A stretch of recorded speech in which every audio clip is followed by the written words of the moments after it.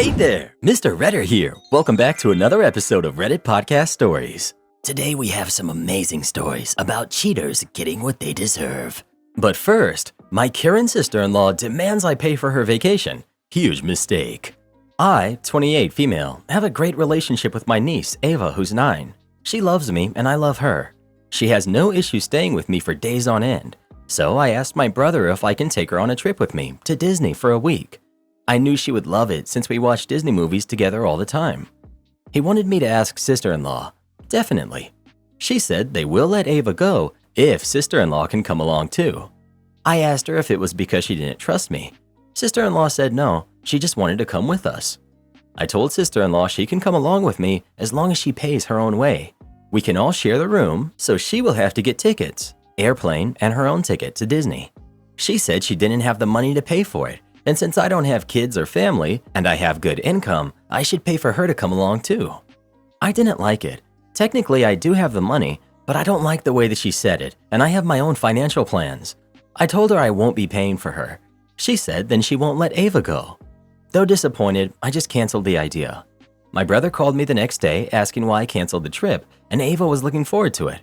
I didn't tell her about the trip. I told him my conversation with sister-in-law. He was upset with sister-in-law, but didn't have the money to pay for her. He asked if I would cover, and I said no, just on the principle alone. I felt sister-in-law was forcing my hand, and I didn't like it. Now my brother is calling me a jerk for refusing to cover sister-in-law and canceling the vacation that I promised Ava. I didn't promise her this. Am I the jerk? Not the jerk. First, you didn't tell Ava about the trip, so either brother or sister-in-law are lying about Ava being upset when she doesn't even know about it. Or they told her about the trip and now she really is upset.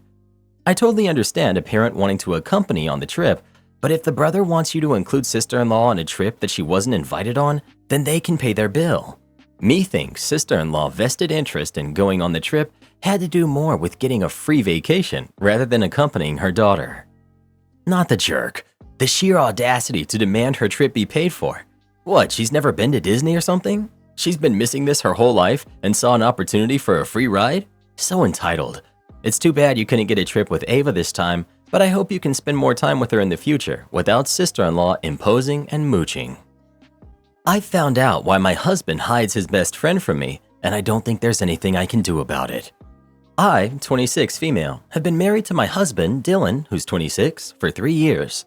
We got together when we were 17, but we've known each other since the 4th grade. I love my husband. He's the total package. Funny, sweet, smart, and attractive. He's made my life amazing, and he's who I fully intended on spending the rest of my life with. We attended all the same schools from the time we met up until college. In that time, we've both made our own friends groups. He's been more connected with his friends than I have, and because of that, I've become a part of their friend group as well, I'd like to think. In that time, I've been at around 50% of their total group hangouts, mostly because of my job, but sometimes I'm just straight up not invited. I didn't question any of this because hey, they're his friends. He doesn't see them nearly as often as he sees me, and it's not my business. My husband met his best friend, Cairo, who's 27, long before he met me. I knew almost nothing about Cairo up until recently. He wasn't at our wedding, nor did he attend any of the same schools as us, and I was under the impression he wasn't friends with anyone in our group. I thought all of this was because of his line of work, as I was told that he traveled a lot. Last year, me and my husband went to a barbecue hosted by another couple in the group. Cairo was there. I didn't recognize him at first, but when I realized who he was, I was honestly kind of shocked. I had seen him in person before, but he always kept a very good distance from me, which I'm now realizing was intentional. Anyways, he's totally stunning. He looks like he could be a supermodel. When I attempted to make conversation with him, he seemed really nervous and totally shut me down after a few sentences. When I mentioned this behavior to anyone else, they also shut me down, saying things like, "That's just how he is," or "Maybe you said something that offended him." In short, no one would tell me anything about Cairo at all. Any conversation that involved him was a no-go. At the end of that night, I tried talking to Dylan about his behavior. He told me Cairo didn't like me. I was confused because I'd hardly seen him in person at all, let alone actually talk to him. The excuse my husband gave me was that Cairo disliked me because I cheated on my husband once in college, and Cairo was too stubborn to let it go. I've seen Cairo less than a dozen times since then, Mostly at birthday parties, huge get-togethers, and on one occasion, he came to our house to watch a football game with my husband and a few of their other friends.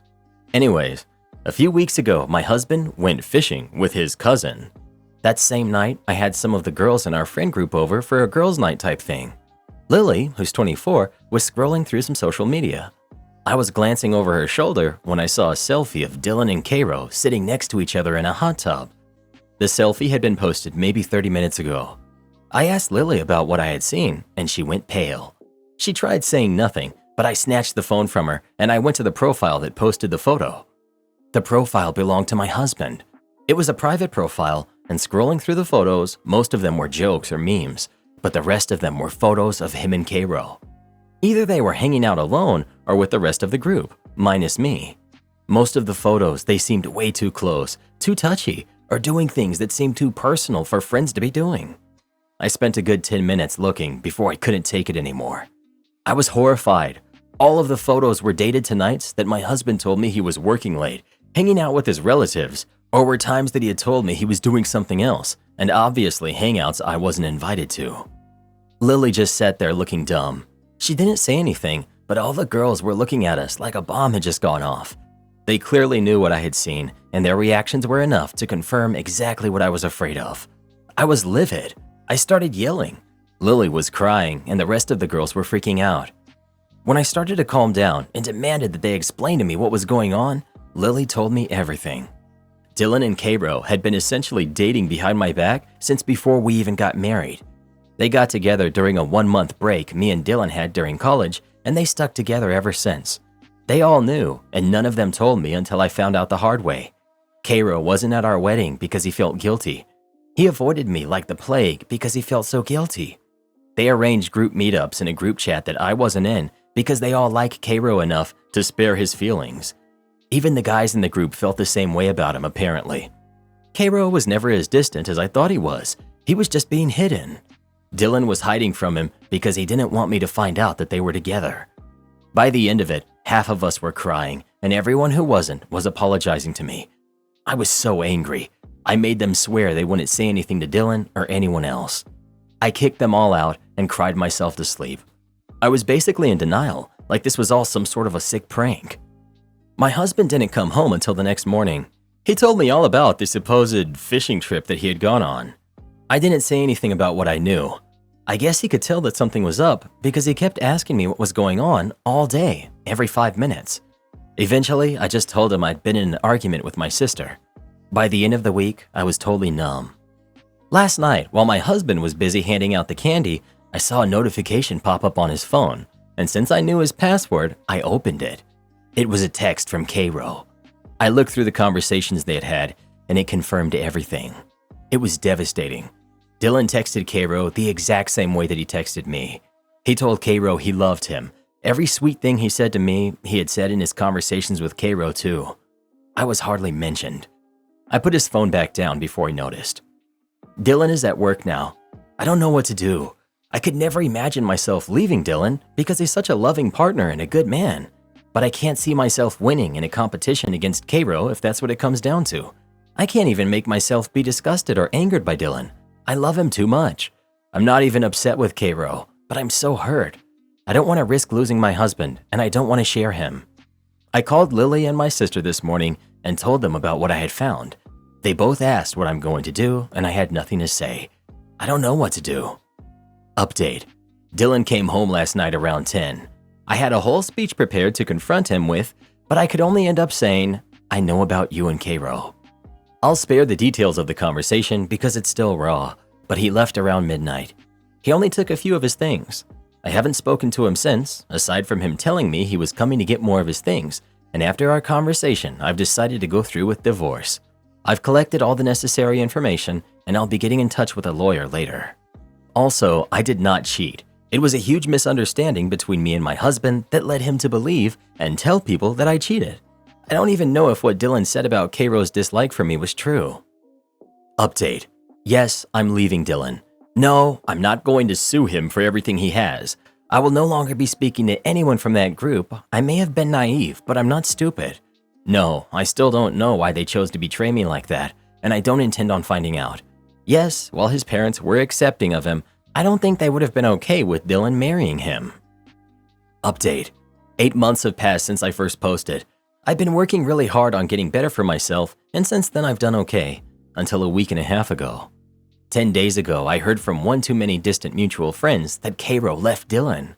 It makes me so happy to hear that he got what he deserved. The man he had to have has left him. Unfortunately, Cairo hasn't received this end of the karma and is still just as perfect as the day I found out he was having an affair with my husband. However, I'd be lying if I said that I cared or had any ill will towards him. I don't, just my ex-husband.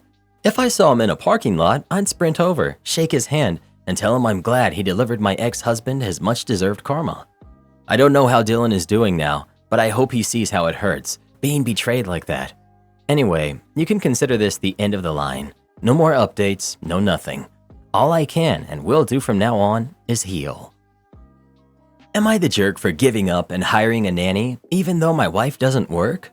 I'm 45, male. My current wife, Alicia, who's 29, is the stepmother of my 2 kids, who are 10 and 8. My kid's biological mom passed 2 years ago from a rare form of cancer called mesothelioma. From diagnosis to losing her was just over 4 months. The hospital that had treated my late wife offered grief support groups that specialized in helping kids deal with their grief. I decided to take my kids to the support groups. Alicia was working in the gift shop of the hospital, so we'd pass each other regularly. My kids were also getting private sessions with a social worker, so I'd sit in the coffee shop and could see Alicia from there. One day I struck up a conversation. One thing led to another, and we married 6 months ago. When I was married with my late wife, I never imagined that my kids would need a nanny, but we started off poor. Things have changed financially. Alicia is a great person who helped me get out of my shell and socialize, always getting me thoughtful gifts. However, she admitted she didn't anticipate the thankless, back-breaking tasks that come with raising kids. Her mom did everything for her growing up, so she doesn't know how to cook, but neither do I. She doesn't drive much, so the thought of carpool lanes makes her want to tear her hair out. Kids can be fickle. Alicia ordered pasta for them once, and my older daughter asked if she could make it like her mom did, and that really set everything off on the wrong foot. The final straw was when my younger daughter got sick. My wife and I were scrambling because neither of us knew how to make the special soup my daughter wanted, and Alicia had never cared for a sick person other than me, and I just grin and bear it. I ended up sending Alicia to a hotel because if she got sick, I probably would too, and I also didn't want her getting sick, period. I realized this was a toxic situation and that I did not marry my wife because I needed a cook or a maid. I did not need her to be what my first wife was to love her. After that, I told the girls we would be hiring a nanny. We were already outsourcing cleaning, so the nanny agreed to take care of the kids and cook meals. My daughters were upset, and even though the nanny we hired was the sweetest older woman, they asked her why Alicia isn't taking care of them, taking them shopping or watching TV with them. School just started, and both kids are already sick.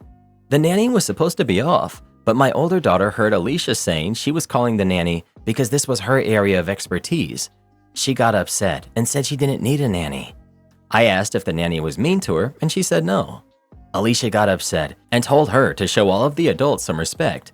Then my younger daughter started crying. Am I the jerk for hiring a nanny? I think my daughters need to be kinder to the situation. I watched the nanny cams. The nanny is not being mean. Since she came, I am less stressed. Alicia is less stressed and doesn't feel like she's being forced into a home economics class where it's all about what she's doing wrong. Info. What have you done to help your kids deal with their loss? It doesn't sound like you're doing any parenting at all. You're the jerk for not giving your kids a chance to bond with your wife before getting married. Your nanny is the only good idea you've had so far. You married too quickly and didn't stop to think if the new, younger wife was a good fit for your kids. You can't outsource emotional intelligence and sound decision-making. You're the jerk. Not the jerk, but you are an idiot. You allow your grief to cause you to marry someone who isn't capable of being a good stepmother. Sure, she's incapable of being a mother to your kids, but you're the fool who married her. I, 25 female, broke up with my boyfriend who's 28 because he refused to put a bowl in the sink. My boyfriend and I have been together for a little over a year. We are quite different, but I think our incompatibilities were originally non-deal breakers. Recently though, our differences have caused us to be at each other's necks frequently. Last night, my boyfriend and I were sitting in the living room of my apartment. I had cooked us dinner earlier, and we were just binge watching a show. I began dozing off, so my boyfriend suggested we head to bed. As we're getting up, I noticed a bowl sitting on the coffee table, which we had used to share popcorn. I asked my boyfriend if he could place the bowl in the sink before coming to bed. Not wash, rinse, or place in the dishwasher, merely place it in the sink so that I could get it tomorrow before work. He told me no and waltzed into my bedroom, leaving me in the living room. I grabbed the bowl and placed it in the sink while calling out to him, "Very kind of you, babe. Thanks." To which he replied, "Not going to disable you. You're welcome." At that point, I decided to lay on the couch in the living room instead of heading to bed. I'm not entirely sure why. I guess I was just taken aback by how rude and dismissive and out of left field he had been, but I began to cry. He heard me crying and decided to turn on the television in my bedroom. At that point, I had enough of his attitude, so I went to the bedroom and said, "I think it would be better for us to spend the night apart tonight." He nodded and was out of my apartment within 5 minutes. As he was leaving, I said, "I'm just really confused why asking for such a small, minor favor has led to such a major blow-up." He replied, "I want a girlfriend who does things for herself." And then he left. I was very offended and hurt by that last comment, as my boyfriend knows my upbringing.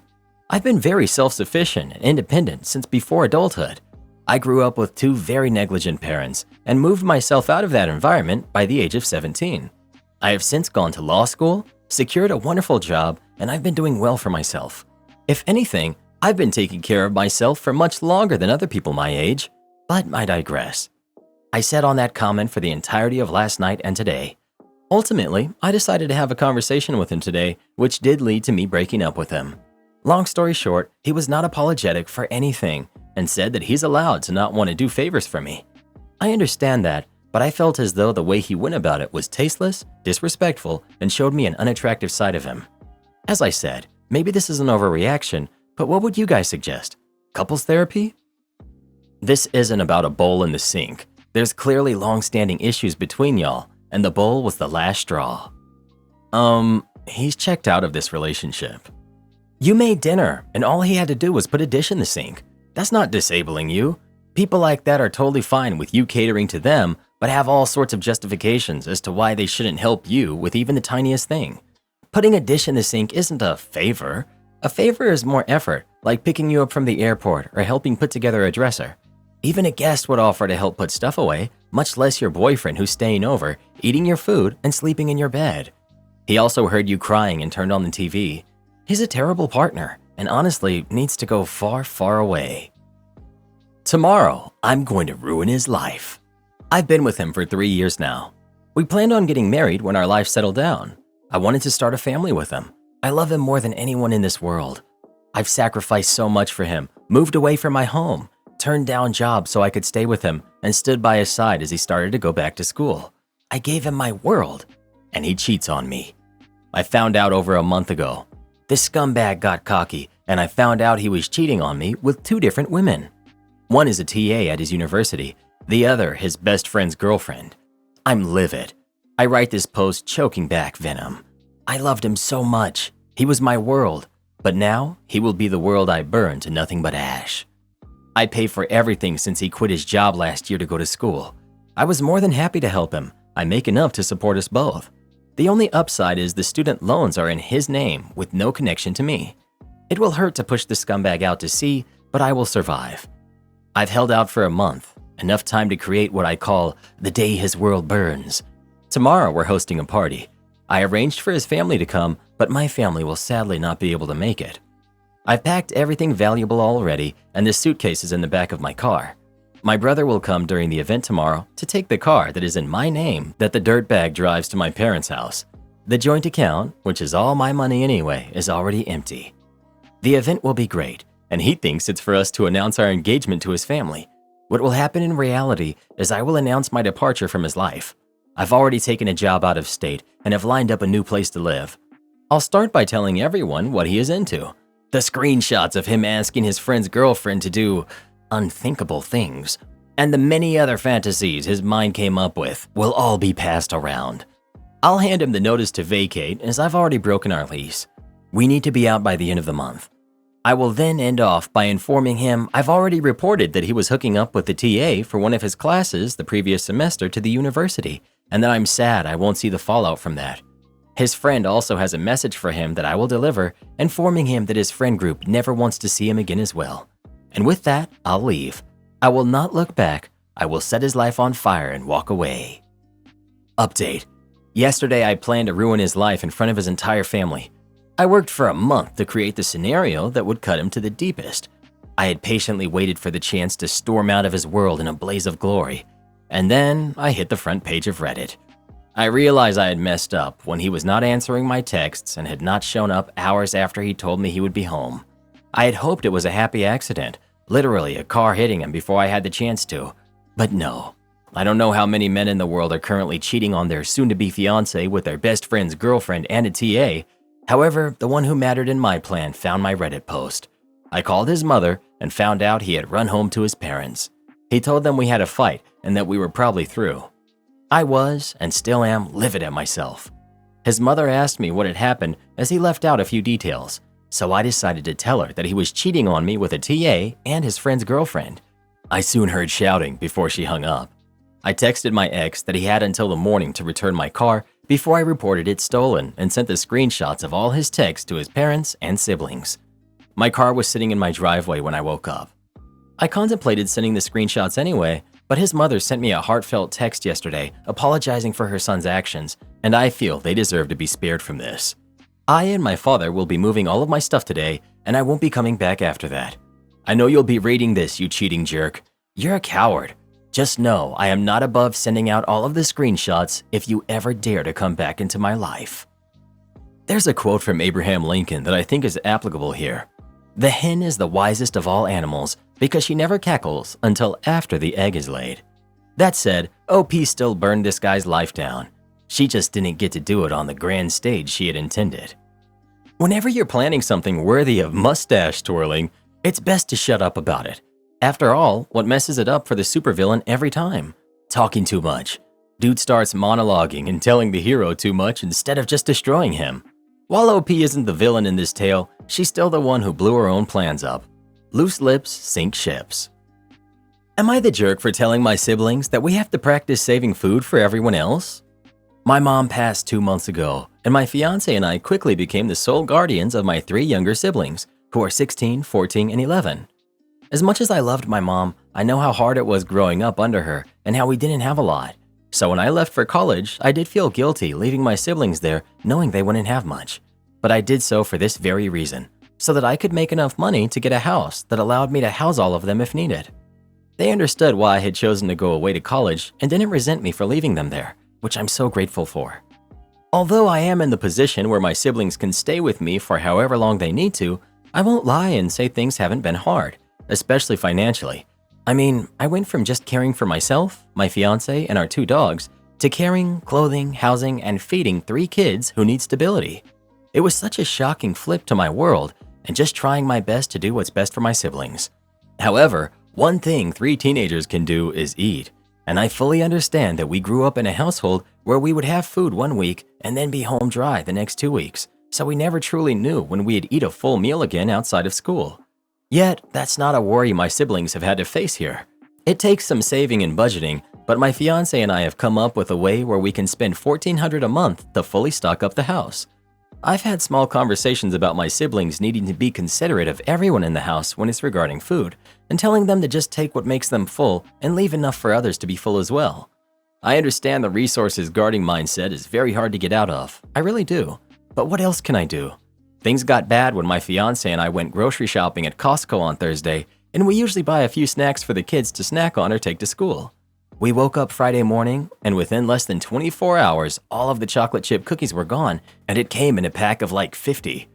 I called everyone down and explained to them that I will never restrict access to any food from them.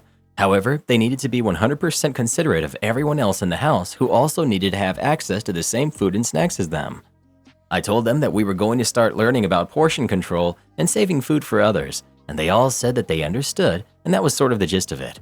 The reason I'm asking if I'm the jerk is because I went to my group for other people who have the same situation as me, and we talked about it, and another group member told me that I was being a terrible person by controlling what they ate.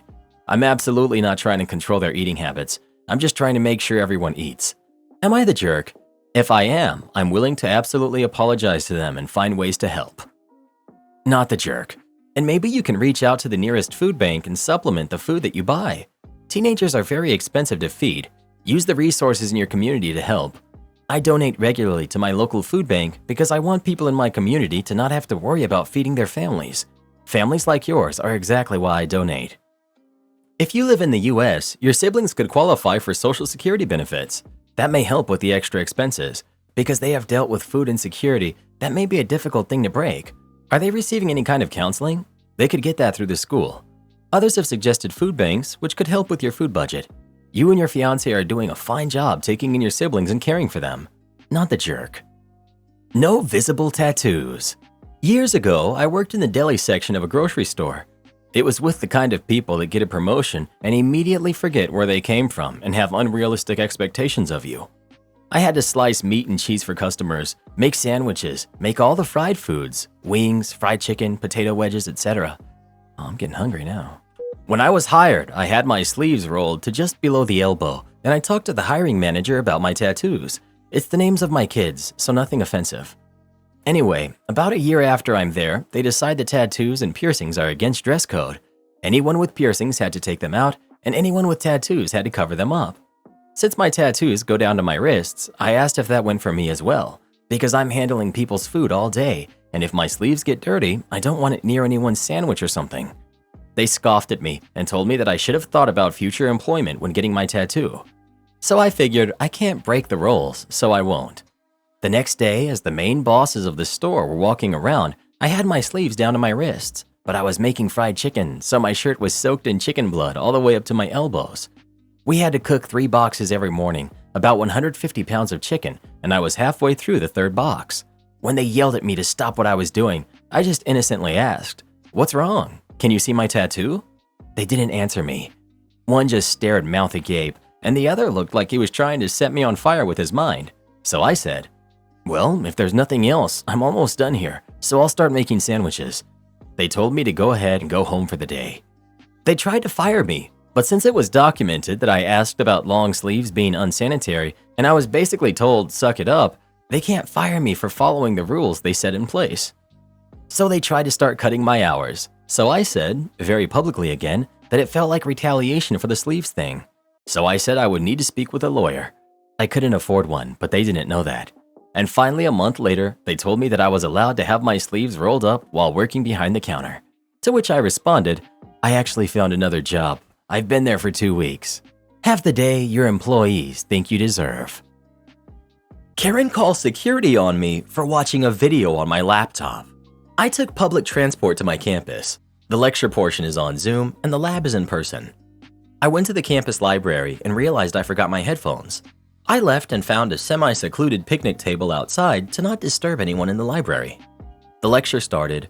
A few minutes later, another girl sat down next to the adjacent picnic table with her book. Out of the corner of my eye, I saw her glancing at me, and she sighed every time I spoke into the mic to ask a question.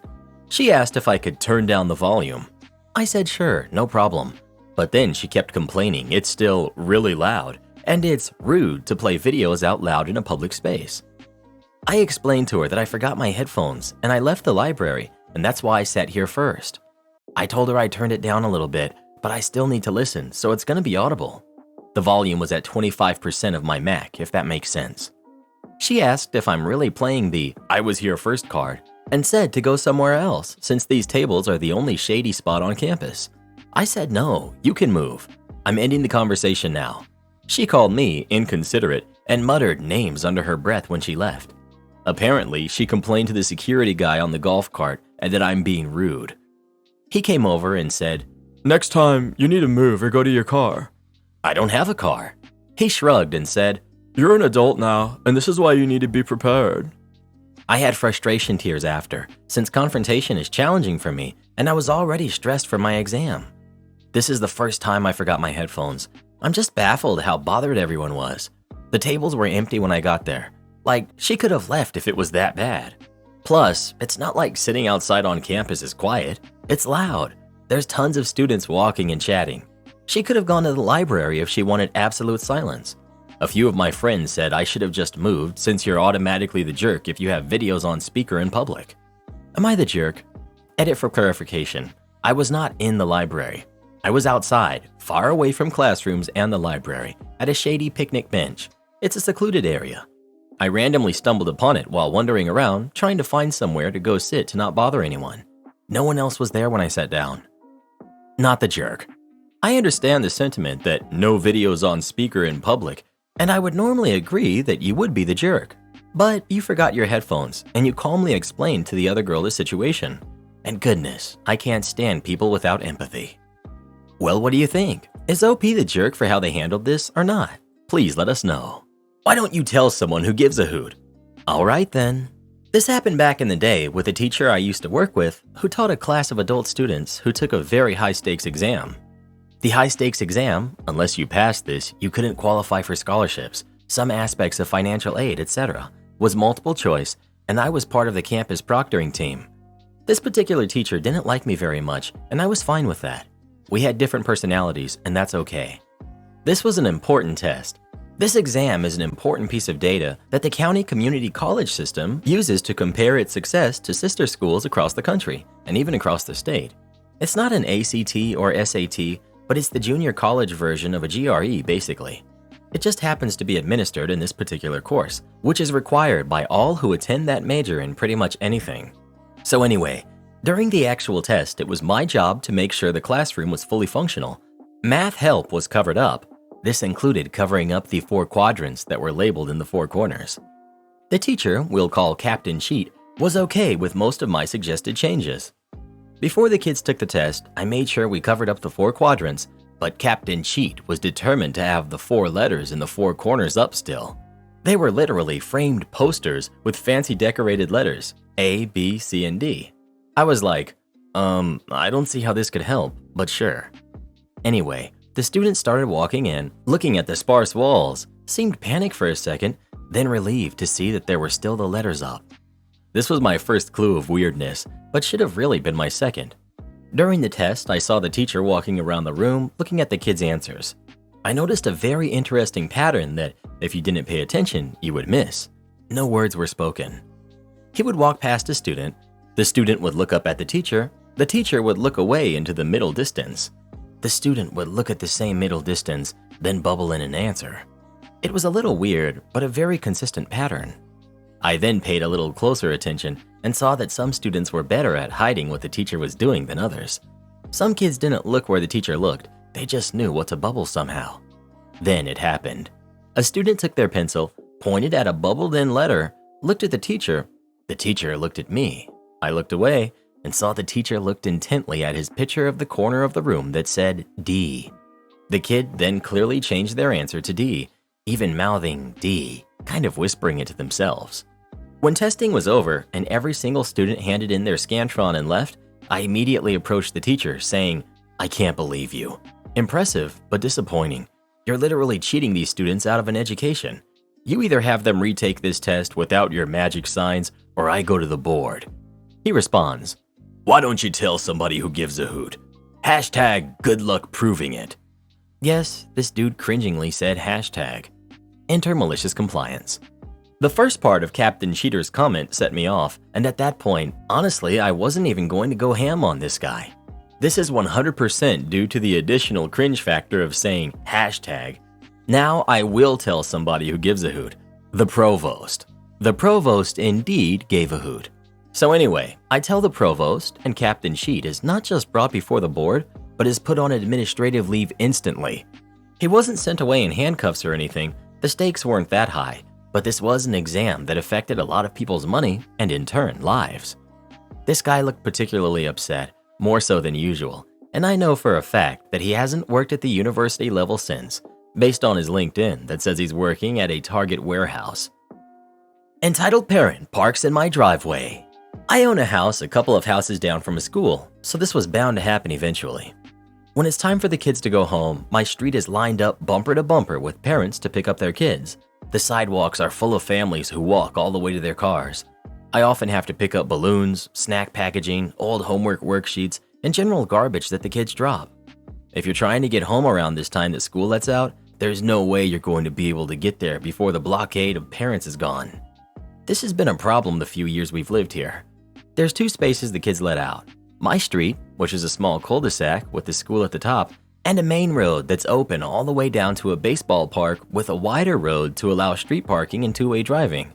Obviously, if you can't find parking, the tiny residential road isn't the way to go. There are 3 cars at my home. My car, my roommate's car, and my husband's utility van, which he parks on the road to avoid blocking our roommate since she's frequently in and out. Fridays, today, I work from home. So when I finished work, I poked my head out the window to look at my fruit tree I have near my driveway. It's spring. I keep excitedly looking for blossoms, and I notice a big white Buick SUV in the middle of my driveway, blocking both my spots for my car, which my husband was using since I was home, and my roommate's spot. Honestly, why would you park in somebody else's driveway? So on top of these entitled parents blocking up our small residential road, this person decided to take up a private residence driveway. I got on the phone with the non-emergency police line and took pictures of the vehicle and plate. Then I got my husband's keys and backed his vehicle up to block the SUV into my driveway, and I waited. 15 minutes later, the mom, bug-eye sunglasses, big old diamonds on her jewelry, and wearing athleisure as she comes around to hop in the driver's seat and smiles and waves at me sitting on my steps. Honestly, she probably thought I was the homeowner's kid or something because I'm in my early 20s rather than the homeowner. Entitled mom. Hi, I hope you don't mind. Me. You're trespassing. Why would you park in a private driveway? Sorry, won't do it again. We were just leaving. She was being really dismissive and avoiding eye contact despite taking the sunglasses off. Me. I don't care. You have no right to park in my driveway. I'm on the phone with the police. Entitled mom. It was just for a second. I was just picking up my daughter. Me. It doesn't matter. You don't live here. You don't park here. At this point, I realize the non-emergency police aren't going to pick up, so I hang up and decide to mess with her for a bit. She got in her SUV and dismissively waved at me, so I got in my vehicle that was blocking her in and waited, pretending to still be on the phone. She starts trying to back out of my driveway because there was a little gap between my utility van and my neighbor's car, but it was definitely too small for this Buick. I would like to point out this vehicle has a scuffed front bumper, so I had a feeling she has no spatial awareness outside of her backup camera. Every time she backed up, I honked, still pretending to be on the phone. She tried again, I honked again. She looked at my grass, and I was about to start recording her in case she tried to go through my front yard. I honked again. If she kept trying to back out and hit my big utility van, she would certainly lose. She gets out of her SUV and comes up to my van, recognizing she can't do anything without making it far worse for herself. Her face was visibly patchy from the distress, and she asked again. Are you really calling the police? Yes, you're illegally parked on my private property. That's illegal. I don't care if it's for 5 seconds. Don't do it. You don't live here. Her kid got out of the car, and I decided that was enough. So I waited for her to get back in her SUV, and I parked my van back in its rightful spot and let her out. After that, I called the school and gave them the license plate number. Nothing will probably come of it, but I don't think she'll park in someone else's driveway again anytime soon. I'll take the jerk points because she did have her kid with her, but you shouldn't put your kid in situations like this anyways. No overtime without management approval? Great. I was in my 3rd year of an accounting job I absolutely hated, but I also hated the industry as a whole and was essentially using the position to bide my time as I learned a new skill to eventually jump to an entirely new career. My boss at the time, who I'll call Tia, was the shining example of the specific flavor of toxicity that I'd found sinking its teeth into most of the accounting departments I'd worked in. Imagine the power trip of middle management plus the prestige of managing multi-million-dollar transactions. She was the first accountant for the company when it started and had become the de facto choice for a new highest position in the department every time the company's growth called for a departmental restructuring. The only thing I could determine was earning her these positions was her confidence and conviction in the way she had determined things needed to be done, which C-suite just ate right up, even paying for her to get whatever training or certification she needed to qualify for the new roles presented to her. In the meantime, she had given me 3 consecutive annual reviews, scoring a solid 0 satisfaction rate each time, which was always enough to justify a 0% raise, but never enough to justify actually letting me go and putting me out of my misery. So at this point, I was fully checked out, especially after finding out I'd become the lowest paid employee out of 100, including interns and the front desk clerk. In the latest restructuring, Tia was not promoted to the new CFO role as the board wanted real experience, but was given a controller role while a new level of management was added between us. HR had also become its own department, no longer falling under accounting's purview. Tia didn't seem to like simultaneously becoming second in accounting's command while also losing control of HR. She convinced the company to send her to law school so she could eventually transition into some kind of Frankenstein-esque accounting/legal/HR position that would oversee essentially everything the company did outside of actual production. This required her to leave the office around 2 to 3 p.m. every afternoon to attend classes, making her unreachable until the evenings. The new management position that opened up between us saw 3 to 4 employees join and leave for greener pastures over the course of a year and a half. But the story takes place while I was under the only manager I actually liked, who I'll call Kevin. I could see him doing what he could to advocate for me while still being forced by Tia to treat me the same way she had previously treated me, and I could tell it made him feel awkward handing these decisions down my way. I respected his attempts to work with us, and he actually helped us create a functional and efficient department for a few glorious but short-lived months. Story. Suddenly, a bill was passed in the US stating that salaried employees making less than $40,000 a year would be eligible for overtime pay, taking effect later in the year. After 3 years of no raises, I was sitting at around $37,500 a year, making me eligible for the eventual overtime. Working in accounting, it's pretty much expected that you'll be working 50 to 60 hours a week, especially when closing out the monthly and quarterly and annual financials. However, after everything they had put me through, I was actively giving them as close to 40 hours a week as possible, only staying behind if we had gotten an important request towards the end of the day that Kevin begged me to take care of before leaving. I knew it would look a bit off if I suddenly started working a bunch of overtime after this change took place, so I planned on very slowly ramping up my hours over the preceding months to eventually take advantage of the extra pay. After 1 to 2 months, I was regularly putting in 45 to 55 hours a week, with most extra hours spent remoting into my home computer to practice programming, and looking forward to the income this new workflow would provide me. I guess they eventually caught on, as Kevin pulled me into a conference room and presented me with a contract to sign stating that I wasn't to work any overtime without Tia's approval. For reasons you'll see below, I quickly recognized this as a way to never have to work an extra hour for the rest of my tenure at the company. I signed it and immediately cut out all overtime, leaving at 4 p.m. that day as I'd worked through lunch. The next day I stopped showing up early, started taking actual lunches, and could be heard peeling out of the lot at 5:01 every day.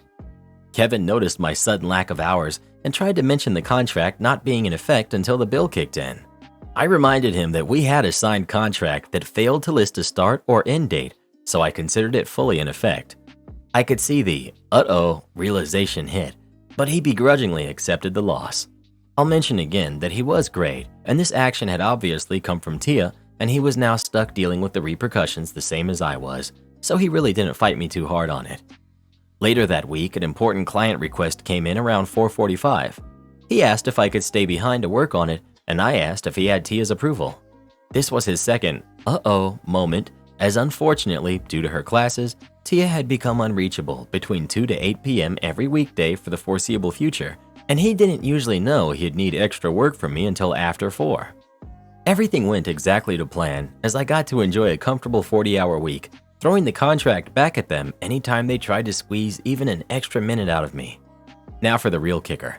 Before the new bill took over, a judge blocked it and shut it down entirely, meaning no more overtime pay for salaried employees. A crippling loss for the workforce, but I at least still got to enjoy my new schedule. Management tried to claw back my hours, but hey, I still have a contract that says I can't. Sorry guys. I was finally pulled into Tia's office, who tried to explain the lack of necessity for the overtime approval now that the overtime bill wouldn't be coming into play. I again reminded her we had a signed contract with no dates and no mention of this being in relation to impending overtime law. Then came my favorite part of the conversation. So yes, this is still a valid contract, but I want to be clear that it doesn't override your original employment contract here with us. You mean the employment contract that states 40 hours a week? And that was that. I was eventually let go a few months later after replying, because I don't, when the CFO mentioned people saying I look like I don't care about my job, but I'd finally built up my skills enough to find a position in my new industry while still enjoying my severance, so I consider it a win. 4 years later, I'm doing work I enjoy from home, hanging out with my dogs with a calmer mind and a fatter wallet, all while they're still stressing over someone else's money. Tables that don't tip, maybe it's not what you think. I read a ton of stories about bad or no tips on here and thought I'd share a story that could bring a little perspective to those that are new to food service.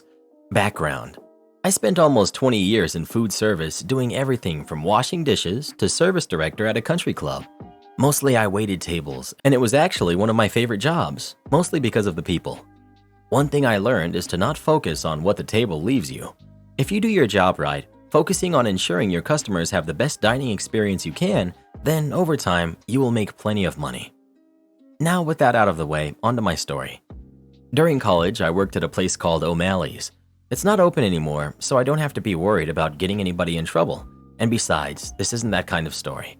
No malicious compliance or petty revenge here, just a nice sweet story about how you can never tell about your tables. Anyway, every Sunday these two ladies and a girl would come in and nobody wanted to wait on them because they were super cheap and never tipped. So I volunteered and they became my regulars. I quickly learned that this was a single mom, her daughter, and her mother. They always ordered the same thing: waters, with two ladies splitting an entree, and the girl would get something off the kids' menu. And no tip. I didn't really care because Sunday lunch was always busy with the after-church crown, and their check was so small, even a 20% tip would have been just a few bucks. Besides, they were super nice, and I understood this was their special time going out. Going out just wasn't something they could do. I did my best to treat them like everyone else, which they appreciated. This went on for over a year. Every Sunday, they would come in after church in their pretty dresses, sit in my section, order the same thing they always did, and not leave me a tip. Until one day, they did. That one day, they came in and ordered iced tea and a soda for the girl. I knew something was up. The two ladies each got their own entree. Nothing elaborate, but still. The girl got a full order of chicken strips. Of course, I asked what the celebration was. I mean, it was obvious this was a special occasion. The mother of the girl smiled at me. "I just graduated from nursing school. We wanted to come see you one last time and say thank you for making our Sundays out so special. It meant so much to us to come in here and be treated like everybody else, even though we could never order very much or leave you a tip. We're moving to Dallas this week and we won't be coming back. I got a job at Parkland, a big hospital in Dallas, and we won't be seeing you anymore." I smiled and wished them the best of luck, letting them know I'd missed them. When I picked up their check, they had left me a $50 tip, 150% of their bill. This story took place in the early 80s, so yeah, 3 people could eat lunch for $30.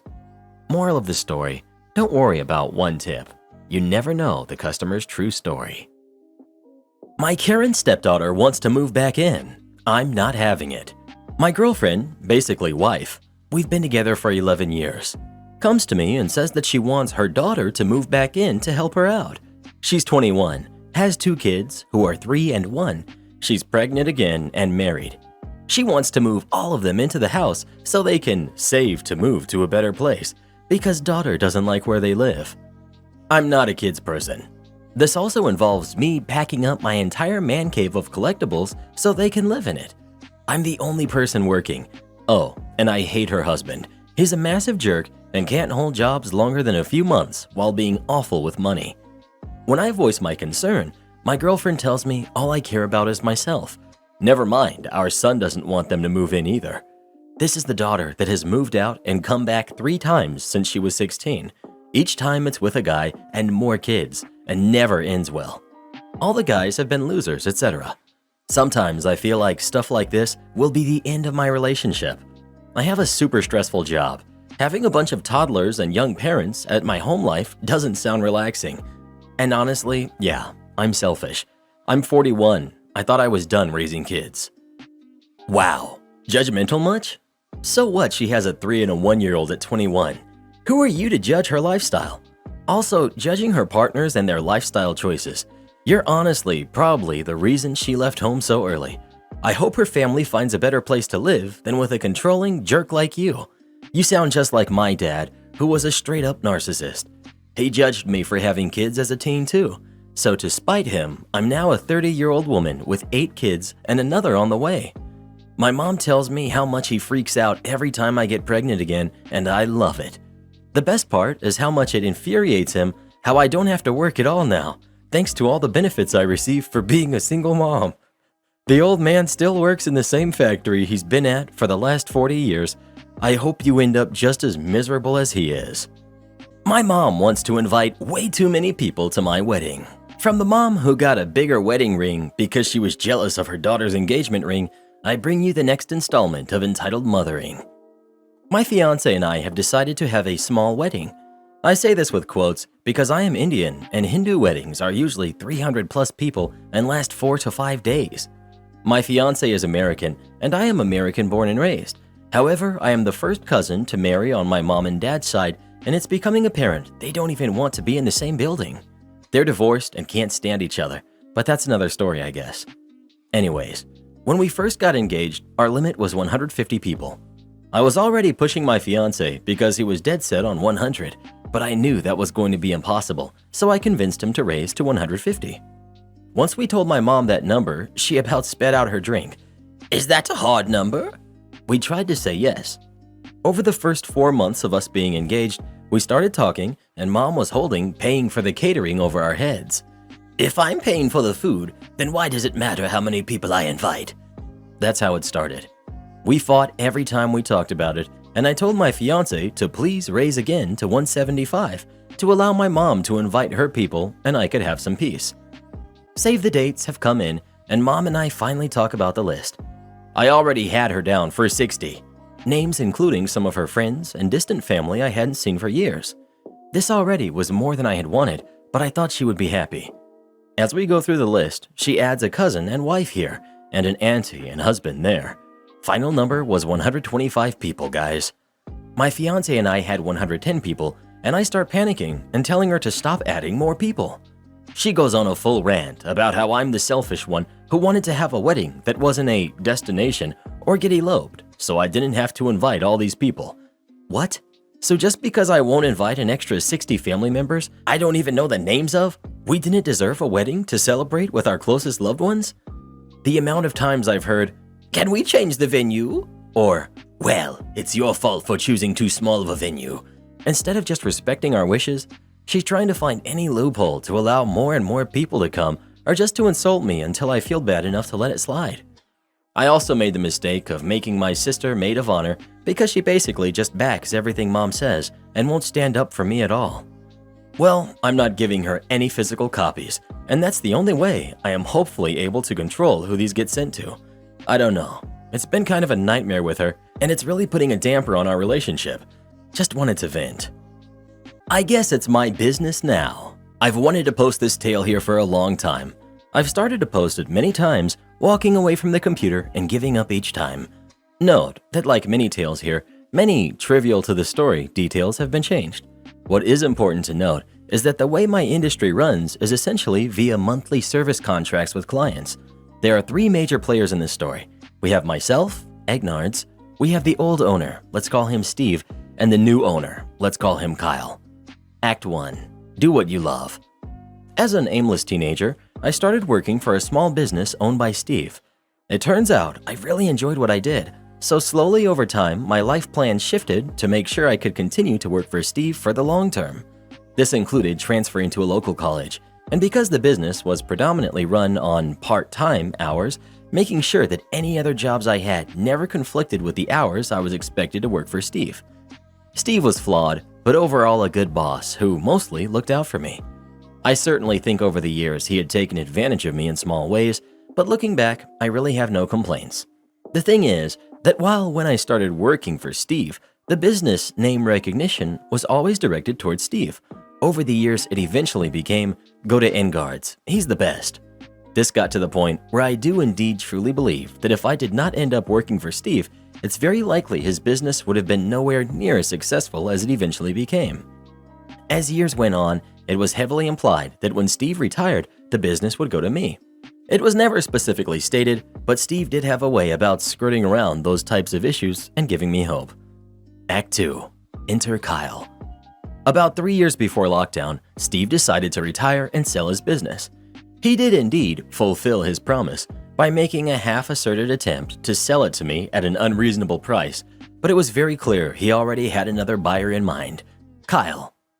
Kyle owned another local business just outside of our market area in the same industry. Because of the way the industry worked, there really wasn't much, if any, overlap in potential customers. But Kyle had a very large amount of money and was willing to buy. What is important to note here is that, again, I do truly believe that if I didn't play ball and agree to work for Kyle, my role was so integral to operation at our business that there was no possible way a sale could go through. Over the course of negotiations, Kyle ended up buying the business and putting me in charge of running the day-to-day, something I was mostly already doing, but with a few more administrative tasks tacked onto it. The thing is, my name was still the name in town, and Kyle made zero effort to ever be on location, so nobody that did business with us ever really knew who Kyle was. Act 3. Kyle's kind of a jerk, and how I learned to stand up for myself. All was well for a while. Kyle would openly talk about me being the head honcho at my location and mostly left me alone to deal with my clients in the professional and personable nature that I had learned from Steve. Things first came to a head a year before lockdown when Kyle sent me to an industry conference for 4 days. I would need to take time off from my other job, which I was fine with. At the conclusion of the conference, I put in an hour's request for the hours I spent at the conference, and I was super nice about it. Actually, I should have clocked all hours at the conference each day, but instead did not account for hours for seminars that would help my boss, but were ones I had wanted to attend. The request was denied, and I was told, "Industry conferences are enriching activities. We pay for your admission, but they're on your own time." This took 2 weeks to resolve, but ended with me essentially saying, "Look, I'll still work for you because I love what I do. However, if I don't get paid, I will never go to another one of these conferences again to get new ideas for you." I was immediately paid. I will spare similar smaller stories of that nature, but that slowly started to become the relationship between Kyle and I. Act 4. Lockdown hits. When lockdown hit, our locations were shut down, and for 3 weeks we weren't able to do anything. Meanwhile, our clients were still paying for services, and because Kyle had recently moved to a new client payment portal that I hadn't been trained on yet, I wasn't able to help any clients get their money back. At one point, I messaged Kyle about going virtual and being able to still assist clients and got a very angry text back that essentially said, "Look, you're not the boss. Go forget yourself. You had your chance to be the owner and turned it down. I'm in charge." We did eventually go virtual about a week later. The big problem, of course, being that I would receive daily texts and emails and calls from clients about their memberships and bills, and there was nothing I could do to help them. It was at this point that I knew crap was hitting the fan and I needed to start doing something. So over the course of the next 2 months, I did a couple things. Spent an inordinate amount of time studying the best business structures, communicated with all the other staff at my location about my intentions, continued to give 110% to my clients in a virtual capacity, built a website and social media presence from the ground up. I don't think Kyle was expecting any of this, and he probably didn't also realize that because I often had to do back-end stuff from home, I also had what was, essentially, a little black book of every client, their email addresses and phone numbers. Act 5. Surgical strikes. When everything was ready, I waited very patiently only the end of a service month. As I mentioned, all of our clients had monthly costs, and I didn't want to put anyone out of any part of their costs. On the last weekday of the month, I instructed the staff who would be helping clients that day to tell them to check their emails at the end of the day. At the end of the day, I sent out an email to all active and some non-active clients, as well as a texting service to text everybody. I launched our social media accounts, our website, and had even enlisted a very small amount of trusted clients to spread the word via social media once I gave them the signal. Within 15 minutes of everything, my phone was ringing off the hook.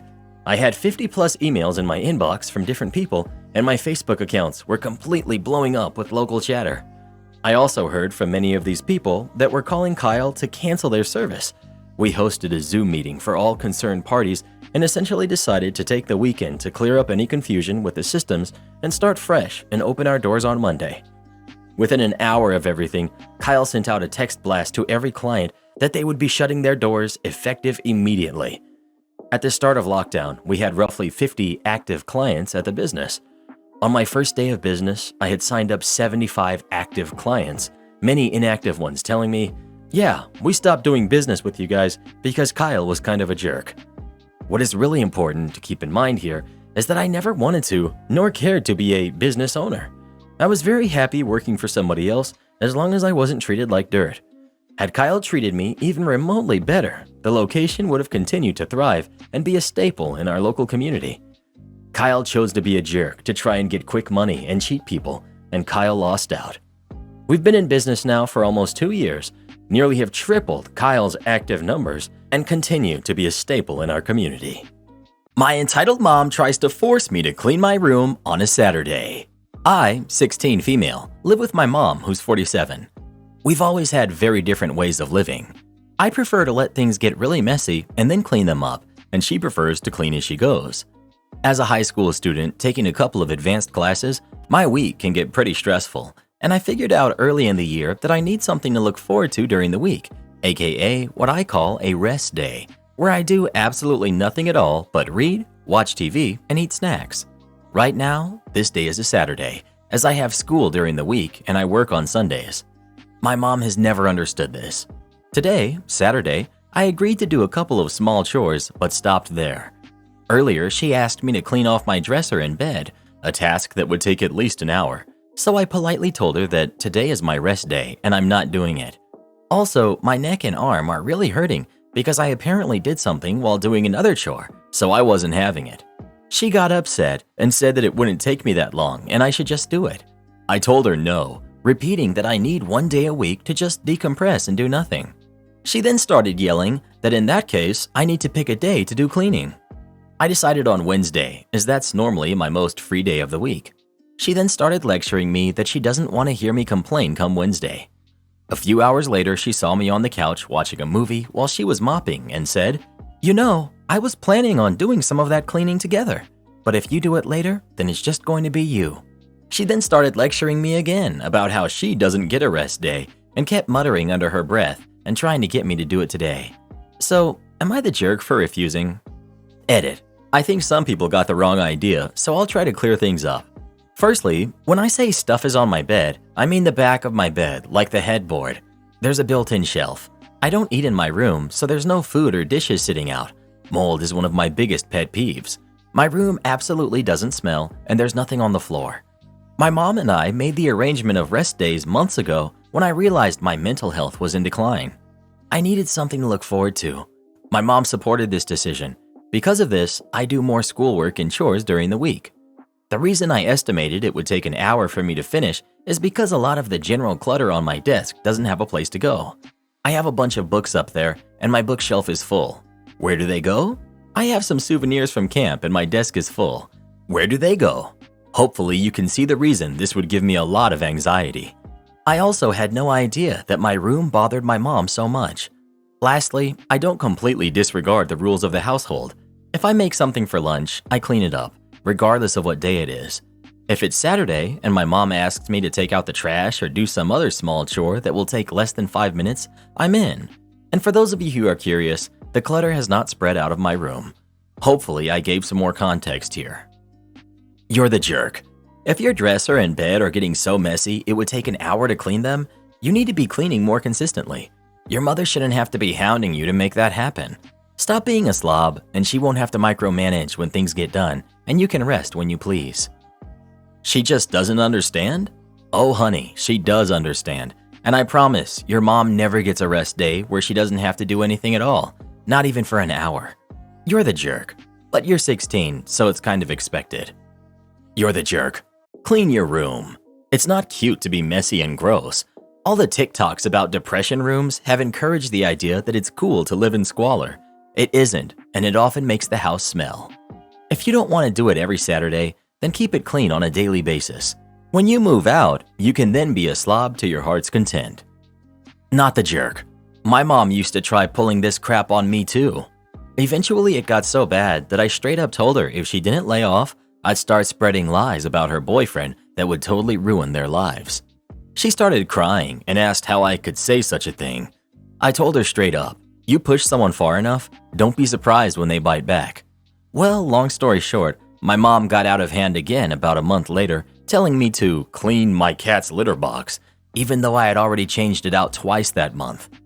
I held true to my word, and her loser boyfriend decided their relationship wasn't worth dealing with the backlash of me and my drama, after I told everyone in the family some horrible things about him. Yeah, they were all lies, but I'm a good liar. Now my mom is depressed, but at least I can watch my anime in peace now and stay in goblin mode. Well, who do you think is the jerk? OP or her mom? Please let us know. You ever start to wonder if those child-free people are onto something? Am I the jerk for not letting my friend bring his service dog over? I'm male, 39. My friend, male, 38, recently got a service dog. It's a diabetic alert dog. The issue arises in that he wants to bring it to my house when I host hangouts and parties. I'm not much of a dog person and really don't want it in my house. It's a breed that sheds a lot, and I don't want to have to deal with dog hair in my house. Also, my kids regularly play in our yard, and I don't want them to encounter any of the mess that the dog would leave behind. I've spent the last 10 years in this house turning it into a place my friends, family, and I could hang out. I have a pool, I built a bar in my basement, those types of upgrades. I offered to meet out at a restaurant or someone else's place and to host less, but my house is the preferred destination among everyone else. I have amenities that others don't, and there are no expensive food and bar tabs at my place. I host a lot during football season and other major sporting events, with some general hangouts in between. I told my friend that his dog wasn't welcome. I offered to pay for a monitoring device he can use while at my house, but he didn't take that offer well. He let me know he wasn't happy and recently missed our Super Bowl get-together. Am I the jerk? Not the jerk. It's your home. You can invite whoever you want. You have a no-dog rule. You actually made an effort to accommodate him. He hasn't always had this dog, so what was he doing before? He can ask and you can say no. Obviously, don't be surprised if your friendship changes or goes away completely. You're going to get a lot of "you're the jerk" votes just because it's a legitimate service dog, but people fail to realize you can't force your dog in private homes. That is your space to do as you please. I'm amazed at how many people here think OP is the jerk. What is he supposed to do? Dog hair gets everywhere. Like what? The friend survived without the dog prior. I'm sure he can do it for a few hours. It's honestly not surprising considering the huge number of extreme dog lovers in this sub. There was a post a few weeks ago where a woman, OP, dog sat her daughter's dogs for free for years. The daughter traveled often for her job. Then OP's other daughter gave birth to OP's first grandchild, and OP wanted to spend more time with her grandchild by babysitting. The issue was that the grandchild's parents didn't want their newborn to be around the two dogs that were described by OP as well-behaved but rambunctious. So OP tells her daughter with the dogs she can't dog sit them anymore, which made the daughter mad. The judgment here was that OP was the jerk. Well, what do you think? Is OP the jerk or not? Please let us know. My mom keeps volunteering me for church stuff.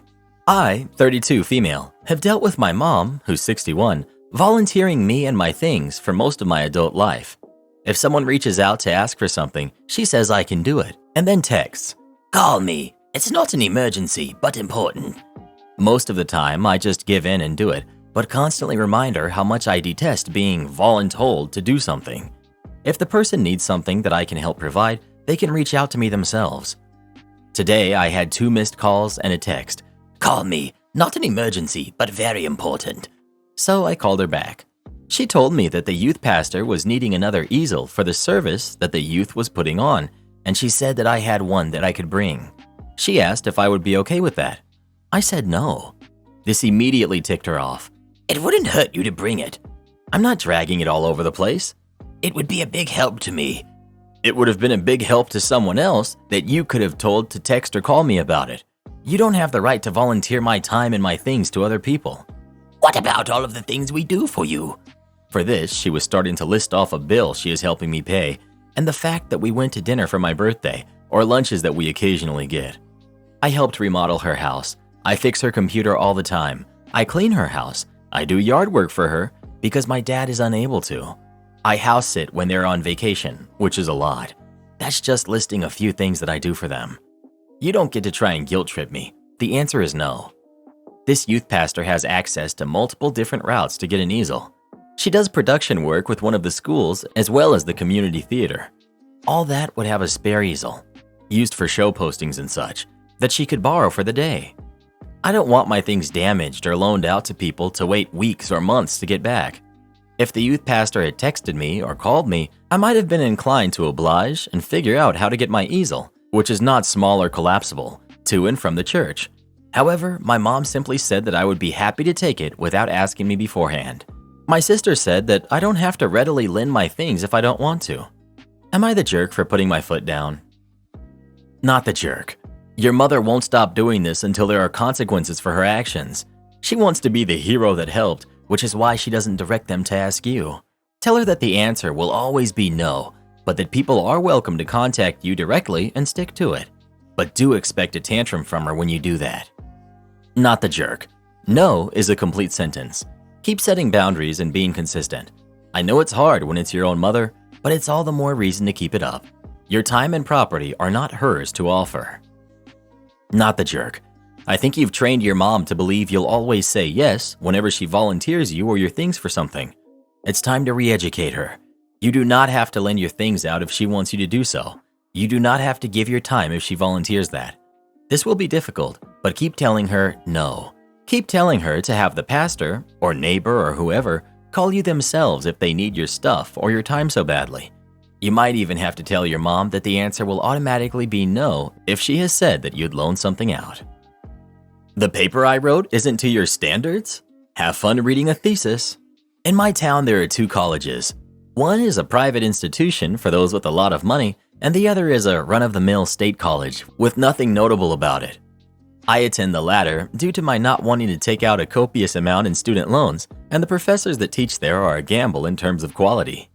This is where our antagonist, who we'll refer to as Mr. V, comes into play.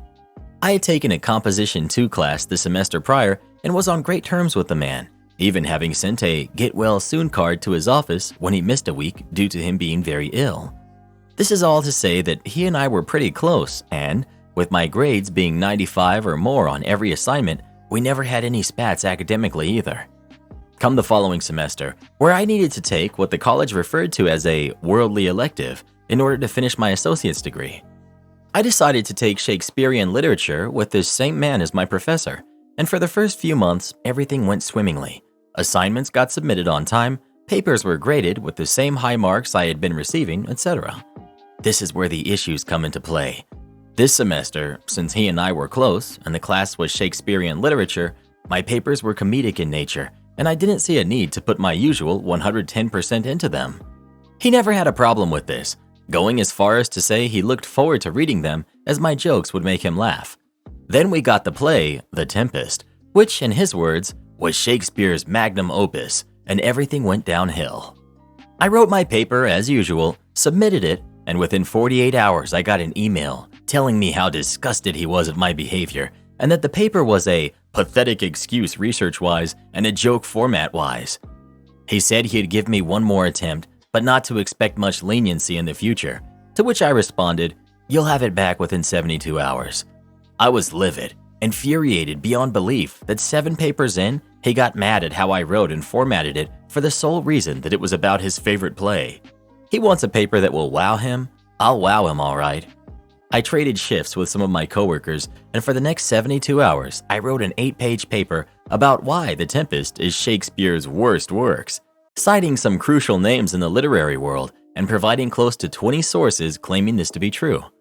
I had other professors at the college proofread it, as well as family and friends of mine who excel in all things literature, just to be double sure of its quality, and submitted it exactly 72 hours later.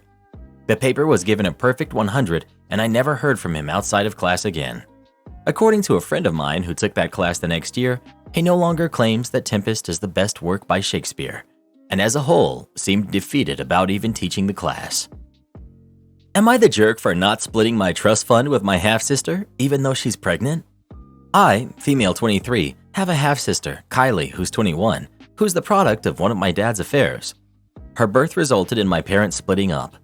Mom remarried 2 years later, and my dad moved away shortly after the split and wasn't really part of my life.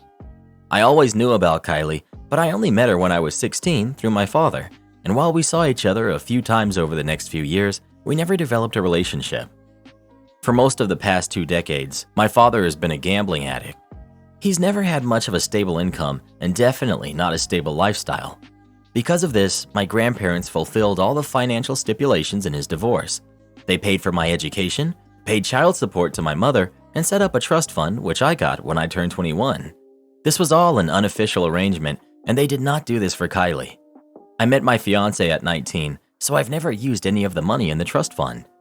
2 weeks ago, I was at my dad's for dinner. We live in the same city, and he said that Kylie had asked for my phone number. I said it was okay to give it to her. My dad also mentioned that Kylie is now pregnant. A few days after this, I got a call from Kylie. She explained that she's working a minimum wage job and living in accommodation that will be unsuitable when she gives birth. She said that since I had a trust fund that she also should have got, I should split it with her so that her kid doesn't have to go through what she did. I was totally blindsided by this and said I would think about it. She called me every day after that, saying how she had a lot of expenses now that she was pregnant and guilt-tripping me, saying the family owes her. I talked to my grandfather, and he said while it's my money, he thinks I'd be an idiot to hand out large sums of money to someone I don't even know and who only wants to know me because she wants money. Ultimately, I felt he was right, and I told Kylie I wouldn't be splitting the money with her.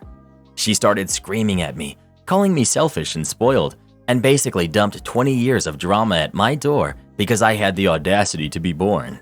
She also said it will be my fault if something happens to her baby or if he or she grows up poor. I hung up the phone and cried. My grandparents and fiance say I've done the right thing. My dad said he's offered to give Kylie some money, but he doesn't have access to the kind of money in the trust fund because of his addiction. But he said I'm not to blame and that Kylie isn't my responsibility. The things she said about her life and about her kid's future were so awful, I can't stop thinking about it. I don't think I'm the jerk for not wanting to give huge amounts of money to a virtual stranger, especially one who was so demanding and rude to me. But I also don't like to think I'm punishing her future baby for who their mother is. Am I the jerk? Not the jerk, not by a long shot. You don't have a relationship with Kylie. Nothing about her situation is your fault or your responsibility. It's your money and you have no obligation to give it to her, pregnant or not. Not the jerk. Kylie is not your responsibility, but that of her parents. That said, one doesn't make a baby and blame others for that kid's living conditions. She has a responsibility to her baby, not you. And if it wasn't because of money, she wouldn't give two hoots about you. Go and enjoy your trust fund. Am I the jerk for telling my nephew the truth? That no one in the family likes him? This involves me, 25 male, my sister, Diana, who's 31, and her son, Darius, who's 10. I get along with Diana fine, but I won't pretend I like Darius. I think he's an entitled brat who's gotten away with crap far too many times. I don't think Diana has ever reprimanded him, and every time the little jerk acts up, Diana makes excuses for him. He's already been suspended from school for stealing. He's a bully to all of his cousins, and I know for a fact that no one in my family likes him at all. Both of my parents can't stand him. My mother, a woman who could find the love in her heart to babysit a honey badger, refuses to watch Darius at all because of his behavior. My father will take all of the grandkids out to fish every few months, except for Darius, because he's so tempted to throw him into the lake and drive off. His words, not mine. On Monday, I got a call from my sister, who panicked because she got called into work. Darius was out of school and her babysitter was not available. No one else in the family will watch Darius, so I told her to drop him off and I would watch him. It was a nightmare. Darius was mad he had to spend his day off at my place. He refused to do anything I offered, made a mess in my bathroom, harassed my dog, and had a tantrum because I wouldn't let him use my work computer to play games. By lunchtime, I was frustrated beyond all belief. I made him mac and cheese, and he demanded I take him to Wendy's. He refused to eat and eventually dumped his bowl of food on the floor. At that, I just kinda lost it. I didn't yell or get aggressive at all. I just sighed and asked him if he realized that everyone in the family literally despised him. I explained that he was at my house because Grandma and Grandpa can't stand him, and in fact refused to let him come to their house because he acts like a little jerk. I won't lie, I was being honest. He started crying and locked himself in my bathroom until he came out and sat and watched TV until my sister came and got him. I told her what happened, and we got into a massive argument as well. She called me cruel, and I told her that she's to blame, and he would have learned eventually. My family is split on this. My dad thinks the little jerk deserved it, while my siblings have mixed opinions. My mother has told me she's staying out of this, but if I feel the need to apologize, do it and move on. What do you people think? He's 10. He's being raised badly. He didn't just wake up one day and decide, you know what, I'm gonna be a total jerk to everyone.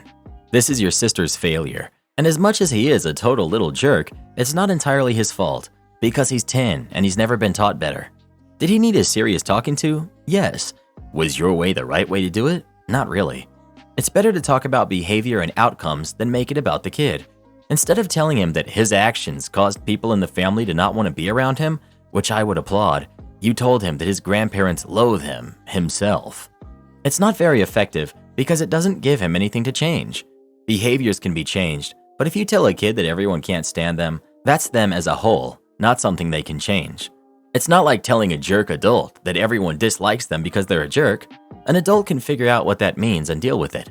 But a kid, their family is their whole world and all of the people they rely on. And you told him that basically everyone in his world loathes his very being. That's what makes it cruel. I really don't want to call you a jerk because I'm not sure I would have lasted even till lunchtime with that little jerk. But it wasn't the right way.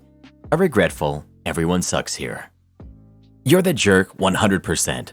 I'm a teacher, so I sympathize with having to deal with behavioral problems like this, but you focus on the behavior as the problem, not the kid. You do not tell a kid that nobody likes them, especially their own family.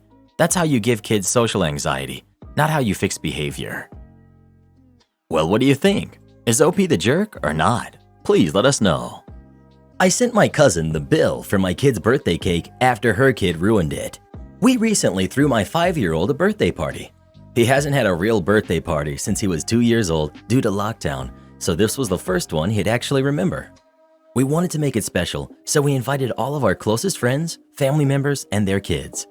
One of my cousins, a single mom, has a very unruly 6-year-old. He's loud, disobedient, and a nightmare in public. When it came time to blow out the candles and cut the birthday cake, he came and stood directly next to my son. I anticipated what was going to happen next and asked my husband to stand behind this kid in case he tried to pull anything. After we sang, this kid kept trying to blow out the candles. My husband kept blocking him and pulling him back, and we could tell the kid was getting frustrated. Eventually, my son blew out the candles and the kid absolutely lost it. He threw a tantrum and slammed his entire arm into the cake, knocking it into the table. It was so awkward, everyone just gasped and got quiet. My son looked up at us, and I could tell he was about to start crying. In an effort to not cause a bigger scene, my husband picked him up and whispered to him that we had another special cake just for him. We didn't, and he seemed to calm down. Meanwhile, his cousin was still standing there screaming and crying, his arm covered in cake. His mom was nowhere to be seen. I walked him over to the sink and washed him off and quietly told him that he shouldn't have done that to the cake and that he should apologize to his cousin for what he did. He screamed, "No!" in my face and then ran away. My husband ended up running out to buy a sheet cake that we cut and served to everyone. I spoke to my cousin after the party about what happened since she wasn't in the room, and she brushed it off, saying, "Kids will be kids." I completely disagree. I've been to plenty of birthday parties where the other kids let the birthday boy or birthday girl have their moment. I suggested that she pay for the ruined cake, and she looked at me like I was crazy. I told her how important it was to us that this birthday be special to my son, since it would be the first one he remembered, and now all he would remember was that his cousin ruined his special moment. She got extremely defensive and refused to pay for anything. She then accused me of acting like the perfect mom and began to list the ways in which I was in fact not perfect. It was a hurtful conversation and we haven't spoken since. I sent her the bill for the ruined cake and she has not paid us. I actually feel she should pay for both cakes since her kid is the reason we had to get a new one, but I didn't go that far. My husband thinks she'll never pay us and that I should drop the issue at this point. He says that since she's a single mom, it's probably hard on her and we should cut them both some slack.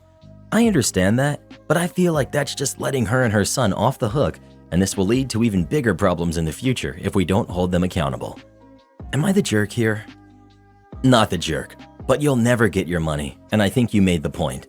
The kid is a jerk because the parent is a jerk. No longer invite them to any parties and enjoy your immediate family because they seem nice. Bring down all the servers during the day? Why not? At the height of the subprime mortgage market, around 2007, when all it took to qualify for a home loan was that you were breathing, I reluctantly took a job with a mid-sized lender that had the headquarters in one state and a large office in another, where I was. We had very recently combined two local offices and moved into a shiny new building we had all to ourselves. In order to keep the servers up during a power outage, we had a massive battery backup array. They wanted these servers to remain powered for a minimum of 12 hours in case the power went out. We had 32 batteries daisy-chained together, with one unit serving as the control unit. When we moved this massively heavy battery array from the old building to the new, getting it all reconnected was one of my duties. I got them all stacked and connected and turned on. Before we had connected the servers, I made sure they were all aligned properly, and at one point gave one a little bump to move it just a bit, and the whole thing shut off. After double-checking everything, I concluded we had a bad controller that could continue to present intermittent problems. The VP of IT, we'll just call him VP, had flown out to oversee the move. The guy was just a kid of 23, and if I recall correctly, he was the son of a friend of the founders. He was a smart guy, just inexperienced, and had an ego that far exceeded his skills and experience. So I told him, "Hey VP, there's a fault in the battery array. If you bump it a little, it goes off." VP replies, "Don't worry about it, Jake. Just get it up and running so we can get the servers connected." So I did. This was not the malicious compliance. 3 months down the road, everything in the new office is humming along, and it's time to catch up on lingering tasks. On the phone with VP, and he says, "Jake, go reconfigure the controller card for the battery array with the IP address I just emailed you." You guessed it, cue malicious compliance. I knew what was very likely to happen, and I purposely did not remind VP of the instability of the controller card. So after the call, I grabbed a serial cable and my laptop and went down to the server room. The moment I plugged that cable into the controller card of the battery array, the entire thing went down like a drunk on an icy sidewalk. Normally, this wouldn't be a huge issue, but this was a mortgage company, and it was early afternoon on the last day of the month. Interest rates had been locked and loans had to be closed. I powered the battery array back on, fired up the servers, collected my laptop, and walked out. As I came up the back stairs into the main office area, it was pandemonium. No one quite understood what had happened yet. The VP called me and asked what had happened. I replied, "I only did what you told me to do. I went to reconfigure the controller card for the battery array and then reminded him that I had previously reported it as faulty." I, of course, got the blame for the whole debacle. Hundreds of loans didn't get closed that day. The predatory lender lost out on a lot of money, and I was about to be fired. When I got back to the tech room, I started copying all my files, etc. to a CD because I knew what was going to happen. I also had a talk with the VP of lending and explained what really happened. At the end of the workday, I was brought into the conference room by HR. The VP was on speakerphone. "Jake, this is all your fault, and I'm afraid I'm going to have to let you go." I was stoic in my reply. "No, this is your fault. I warned you before that the controller was bad." He said, "You knew it was the last day of the month. You should have known to wait the next day," and proceeded to start yelling and screaming at me because he had to deflect because HR was right there. I stopped him in the middle of seething and said, VP, you fired me, right?" He shot back, "You're darn right I did." So I stood up, took a calm, deep breath and said, "Then I don't need to sit here and listen to you," and I walked out, leaving my laptop behind. I could hear the speakerphone jumping off the conference room table as he screamed at me to come back. I stopped, laughed, and kept on walking. Best day of work I ever had. Edit. For those that said I should have reminded him, it wouldn't have mattered a bit. He dismissed pretty much everything I ever said to him that wasn't following orders, and if something went wrong, he was never to blame. He was arrogant and inexperienced and never took advice. Also, the company as a whole was highly predatory, something I didn't know when I started. Am I the jerk for storming out after I didn't like the birthday present I was given? I, 20 female, recently turned 20 and had a party to celebrate turning 20. It was a small gathering at my favorite sushi restaurant with only my immediate family and a few friends. Everything was going well until it came time for the presents. You see, in my family, there's this tradition that when the firstborn turns 20, they are given this pocket watch that was owned by my great-grandfather. When our country was still colonized by the British, he, my great-grandfather, was taken in by some missionaries and became a teacher. As a teacher, he was super instrumental to the community and partly funded the first Black-owned school there. He became headmaster, and as a thanks, the community chipped in to get him a pocket watch. When my grandfather turned 20, he was given the watch, and it became a tradition. As per tradition, I was expecting to get the watch. I had even made an effort of hinting how I wanted a watch for the whole year prior. Among the presents, I saw this small box and got excited thinking it was the watch. The watch came in this wooden casing with a velvet lining inside, and it was about the same size as the box I saw. I made a deliberate choice to open that box last to make sure the night ended on a highlight. When it came time to open the box, it was a watch, but a digital one. It was a good watch, to be honest, but it wasn't the watch. My dad was excited as he went on prattling about the features of the watch. It could count steps, connect to my phone via Bluetooth, control music, measure my heart rate, etc. While he was talking, I burst into tears and left the table running. My dad follows and asks why I was sad, and I said I wanted the watch, the one that belonged to my great-grandfather. He said he wanted to give it to my younger brother, who is 12, since he's a boy. If he gives it to me, it will leave the family since I'll get married to a man and join his family. This came as a blow since I've always been closer to my dad than my brother was, and my brother isn't even interested in the watch like I have been my whole life. We got into an argument, and it ended with him saying my immaturity over such a small matter is why he wouldn't have given the watch to me even if I was a boy. I left after he said that. That was 2 weeks ago, and we haven't spoken since. So, am I the jerk? Edit. It's always been the firstborn who gets it, but the firstborns have always been men since the tradition started. I'm the first female firstborn. I suppose I shouldn't have stormed out. I'm 20 now after all. I was super overwhelmed by my feelings. I'm prone to tears, always have been, but I should have calmed myself, especially since it was a public place. Not the jerk. Your father is passing you over for an important family heirloom because you're not a boy. I don't blame you for getting upset. I honestly don't get how people are saying not the jerk. She's not entitled to the watch. You're the jerk big time. Because Reddit is an echo chamber of entitled jerks who have no experience in the real world or in a functioning society. They would call this horrible if the roles were reversed, except they would still say the man is the jerk for trying to take away a female heirloom. It's tragic, but I don't know what you really expect. Karen celebrates our inability to adopt, so I kicked her out of my house. My husband, who's 36, and I, 34 female, have been foster parents for the past 6 years. We usually only had short-term placements, around 4 to 8 months or so. Then 2 years ago, we had Caden placed with us. He was 4 at the time. It was supposed to be another short-term placement, but then things changed and it became clear he was going to be with us for a while. After a year, we were told his plan was likely changing to adoption. We decided we would if that happened. Eventually, we were told we were going to be able to.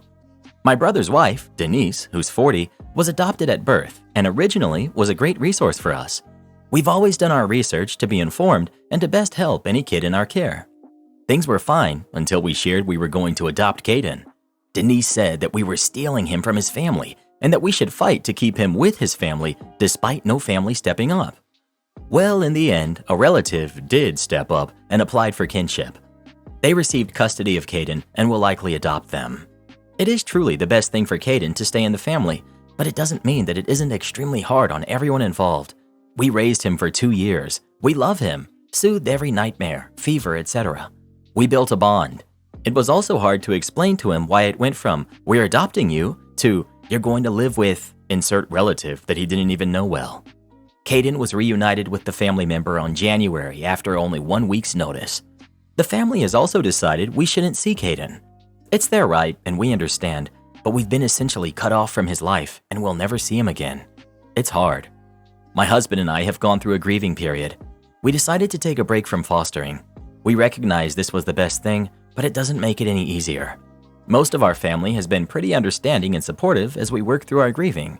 Everyone except Denise.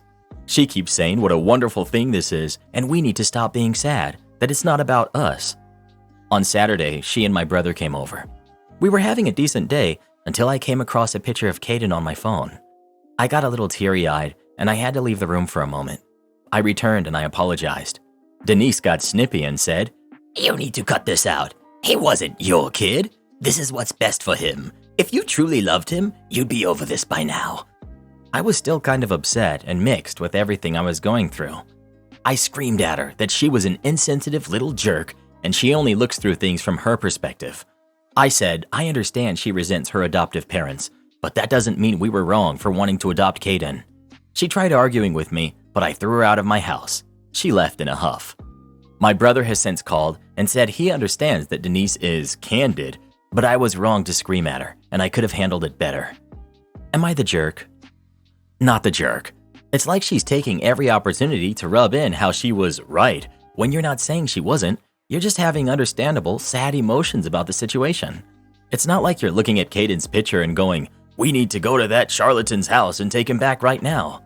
I'm glad you were able to do what was best for Caden, and I'm sorry that it's caused you so much pain. The two are not mutually exclusive, and it seems like you realize that, and Denise missed the memo. Edit. It's also only been around a month or two after you bonded with him for 2 years and you were preparing to adopt him. Denise comes off as really cold, even with her own adoption history factoring in. Don't calculate a table's bills the moment you get their order ticket. It makes it hard to keep track. You got it, boss. Info. This does not take place in the US, Europe, or Australia. This is set in Asia. I won't clarify where since it's not important, just wanted to give you guys context. For starters, I'm 23, a university student working part-time at my aunt's restaurant to make a little extra moolah before the academic year starts. My job is pretty simple. It's an all-rounder job where I need to take people's orders, send tickets to the kitchen, calculate each table's bills, handle payments, and clear tables. I'm only here until the end of the week because I secured another gig elsewhere before the academic year starts, so I figured why not finish this week for a little extra cash before then. I get along with most of the staff, all of whom are a decade or so older than me, and said individuals work at the restaurant full-time. There's another part-timer who's 19 who's working here, and he comes to work whenever he's able since he's studying too. He wasn't around for a couple of weeks, so I've been left to sort out mostly waitressing matters. My shifts during lunch hour get particularly busy, which is why my system keeping the workflow super smooth is a crucial point to this post. The moment after bills have been settled, tables need to be cleared immediately because new customers come pouring in and some insist on being seated even before the tables have been cleared or wiped down. I came up with a system in 3 weeks that I've been here that works for both myself and my colleagues. Upon receiving tickets for orders that have been received, I always key in their order according to the table they're set at so that it's less time-consuming in the event other customers want to settle their respective bills. Customers are expected to come to the payment counter when they're ready to pay, so this system is a lot easier and much more efficient than letting tickets pile up and only calculating the bill right when customers are about to pay, which results in a longer line. I always make it a point to ask customers if their food has all arrived, if they were satisfied with the quality of their order, and if they ordered anything else that I hadn't seen on their tickets. Once they verify that their orders are correct, that's all. I go about my day and mind my business. That was until the other part-timer approached me earlier today. His point was an eyebrow raiser for sure.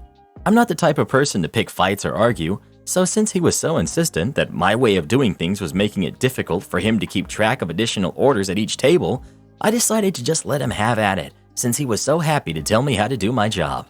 I simply smiled and nodded at him, making a beeline to the cleaning supplies and thinking to myself, you want me to stop punching in people's orders? Sure thing. For a solid hour or two, I only collected the tickets, bringing them to the cash register and letting them pile up, just as he requested. When I noticed customers stand up from their seats and making their way to the payment counter, I would speed walk to the cleaning supplies and start collecting plates to show that my hands were occupied and that I wouldn't be able to sort out people's bills. I left it all to my dear coworker, who tried telling me what to do and how to do it. It was the right call to make, because the line that followed, due to his insistence on changing the system, snaked about halfway through the restaurant, full of customers waiting their turn to pay their bill. Once lunch hour had died down, I smiled to myself and went back to keying in people's tickets the way I always had. My part-time coworker sheepishly approached me with new additions to existing orders since then. The Wholesome Tale of Catherine, an unusual guest that I judged way too soon. Hello, it's me again, a B&B owner that mostly has wholesome stories to share, and I thought I'd post another today to hopefully make you smile. This last week we had a guest, let's call her Catherine, who turned out to be one of those people we're not likely to forget anytime soon. Catherine is in her 60s and upper middle class judging by her clothes, sports car, and extensive plastic surgery, which tends to give her unlined face a look of perpetual slight surprise. She had booked a studio with a kitchenette and breakfast Because she wanted to experience the snow, and our mountains are the best bet in a 5-hour driving radius. No idea what brought her to our humble B&B rather than to one of the 4- and 5-star resorts in the area, but she turned out to be genuinely lovable. But let's start from the beginning, her arrival. Unfortunately, climate change is real, and these last few winters have been serving a lot more raining days, storms, and gray skies than the snow-covered, blue-skied winter wonderlands she was probably hoping for. Catherine arrived on a particularly rainy day and came in rather drenched after the 30-second walk from her expensive sports car. At first glance, I couldn't suppress a bit of a smile. Her business shoes, skirt, blouse, and fur-trimmed overcoat were pretty far removed from the oftentimes mud-drenched hikers, dog owners, and young families from the cities we usually get here. Misjudging her arched eyebrows, I took her to be surprised, perhaps negatively, and half prepared myself for a walkout. Whoops, I was quite wrong there. Turns out this was her happy look. She complimented our common area, which doubles as a breakfast room and has a self-serve bar, reception, and fireplace. Granted, the latter is intentionally extra cozy on dreary days. Having been shown her room, she was quite content. Now, normally, we don't offer daily housekeeping, but I decided to ask her if she'd prefer that. No, I'm fine. I actually prefer it if I can just keep my own mess lying around for a few days. She told us she'd just let us know if she needed anything. A woman after my own heart. The next few days, Catherine was decidedly different from our usual guests. At times, a bit eccentric, but always polite and genuinely fun to be around. She forgot her toothbrush and paid us well to get her a new Sonic one on our shopping run. Do you own a Sonic toothbrush? I just need that feeling of clean teeth, you know? Catherine's breakfast consisted of 2 eggs, fruit, mozzarella, and cheese, but no bread. Flat white with oat milk. Oh, and a cigarette on the patio after. In the evenings, after having had dinner somewhere, she'd often buy a bottle of wine from our bar, never without offering us a glass, too. When she expressed her disappointment with the weather, it remained stormy and rainy throughout her stay. We quickly came up with alternative activities. National Park and Natural History Museum, a tour through a historic mine, and a spa day. We even booked her a driver from the village so she could sample the local liquors and spirits. Catherine being Catherine, she befriended a young hiker couple, let's call them Lynn and Tina, from another room one evening over a bottle of wine or two. The next day, they all went shopping for outdoor clothing in Tina's beat-up little old car, since Catherine's 2-seater couldn't fit them all. Catherine left in white trainers and her fur-trimmed coat, only to return with new top-of-the-line hiking boots, trousers, and an insulated winter and rain coat that cost decidedly more than a week's stay with us. She even bought Lynn and Tina a pair of gloves each, the smallest item they could come up with when she offered to buy them something, as they later told me. To her credit, the very next day she put those hiking boots to good use and joined Lynn and Tina for a hike that would take 5 hours on a good day. They came back after 7, wet, muddy, and happy, especially after we brought out the hot chocolate. Later, Catherine discreetly asked me for a Band-Aid and disinfectant. Apparently, she hadn't been aware that hiking boots should ideally be broken in with series of shorter hikes. Her blisters had gotten so bad that they had burst. The next day, feeling sorry for her, I bought her my favorite blister pads. That afternoon, she actually bought me a bottle of wine, she knew my favorite by then, to say thanks. Catherine checked out this morning after having kissed me and my partner on both cheeks 3 times, thanking us profusely for a great hidden gem that you have created here, leaving a very generous tip and promising to come back. Not going to lie, I was genuinely touched, but didn't think anything would come from it. What can I say? She wasn't lying. Just now, I received a phone call from Catherine's personal assistant. They've booked the entire B&B, 24 people, including some bunk beds. I triple-checked and was assured that's fine, for a family get-together. They'll stay a full week in October and have asked me to work out a bespoke itinerary that's quite eclectic, including an informal vegetarian pizza night in our garden, as well as a high-end Michelin star restaurant visit in the next town over. I already called them. They're happy to open specifically for Catherine's group on a specific date. Additionally, the assistant asked me for Lynn and Tina's contact details since Catherine wants to hire them as dedicated hiking guides and photographers for a day or two. They have a semi-successful hiking-themed Instagram. I called Lynn. He had a good laugh and will talk to Tina, since he had absolutely loved to make it work. Shorter hikes this time, he promised. Guys, all the feels. With the risk of being cheesy, it's days like this that I genuinely love my job. It'll never make me rich, unless Catherine would like to buy the property, But the services we offer make people from all walks of life genuinely happy, and to me, that's even better. Am I the jerk for not listening to my sister-in-law's request for a child-free party? I'm extremely close to my cousin, and he's the closest to a sibling in my life, myself not having any siblings. So naturally, when he got married, I was super excited to welcome a sister into my life. My sister-in-law is, however, not as excited as I was, and I get that. So the first time I got a cold vibe from her, I stepped back and apologized to her for overwhelming her. This happened a year back, and after this incident, we hardly met up a few times, and each time we were civil. Sister-in-law is, at best, aloof from our family, and my cousins think that it's because she comes from a completely different background, and her family was not as large as ours. I'm not sure if it's necessary to mention this, but we are a South Asian family, myself and cousin belonging to the second generation, and sister-in-law is white. We later came to know that sister-in-law does not like kids. Our family has a lot of them, my kids as well as kids of other cousins, which is why she gets overwhelmed. So she started coming to our get-togethers less often, and we get that. She was always invited, but she would politely decline every time. Coming to the main topic, my cousin will have to relocate to a different continent for a year and wanted to visit me once before leaving. He offered to come over to our place with sister-in-law. I told him that they were always welcome, but sister-in-law informed me that she wants to visit just us and she doesn't want to be with the kids. I have two who are 5 and 2. She just wants us adults. I offered that we could go out for dinner. She refused and told me that she wanted to drink and let loose. I told her that if she wants to come over to our place, then she is always welcome, but the kids will be here. I told them that the kids go to sleep by 7:30 and we can catch up after that. She refused to that as well. She wants us to keep the kids at a friend's house. We have many in the neighborhood. I told her that 1, I'm not comfortable with keeping my kids away for the night, and 2, this is our house, meaning the kids' house as well, and that she's the guest. So we get to decide if the kids stay or go. Now sister-in-law thinks I'm a huge jerk for refusing just one night of fun. Am I the jerk here? Should I have just listened to her? Edit. Cousin and sister-in-law are married. It was a court marriage. Both of them did not want a big one. 2. So I did not mention that my cousin was not there during the conversation. After this short fiasco, I did not get the time to speak to him, but I did tell my parents as I was upset. Not sure what happened there, but hopefully I will know soon. 3. Someone mentioned that I might not like sister-in-law. I will not say that I dislike her because, frankly, she's not done anything till then to be disliked. She was quiet, but she was civil. And after a couple of gatherings, she stopped visiting completely, so I would say I'm indifferent towards her. 4. My cousin always had made it clear that he does not want kids, so they were definitely on the same page in this case. Nobody has mentioned this, but I still wanted to let you know that I am totally pro-child-free events.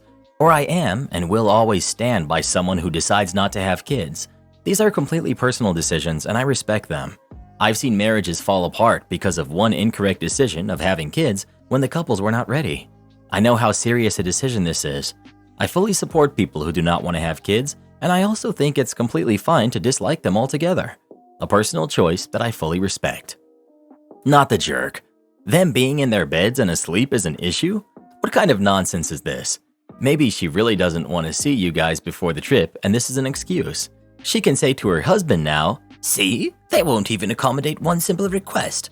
I'd communicate with cousin on these issues, not her, or in a group chat that he's on so you can know that he sees the text. Would I be the jerk for wanting to move out in less than a month after my roommate tried to increase the rent? I, 26 female, live with my best friend, 27 male, of 10 years. He will be referred to as W from this point on to make it a bit clearer. We've been living together for almost 2 years and it's been great.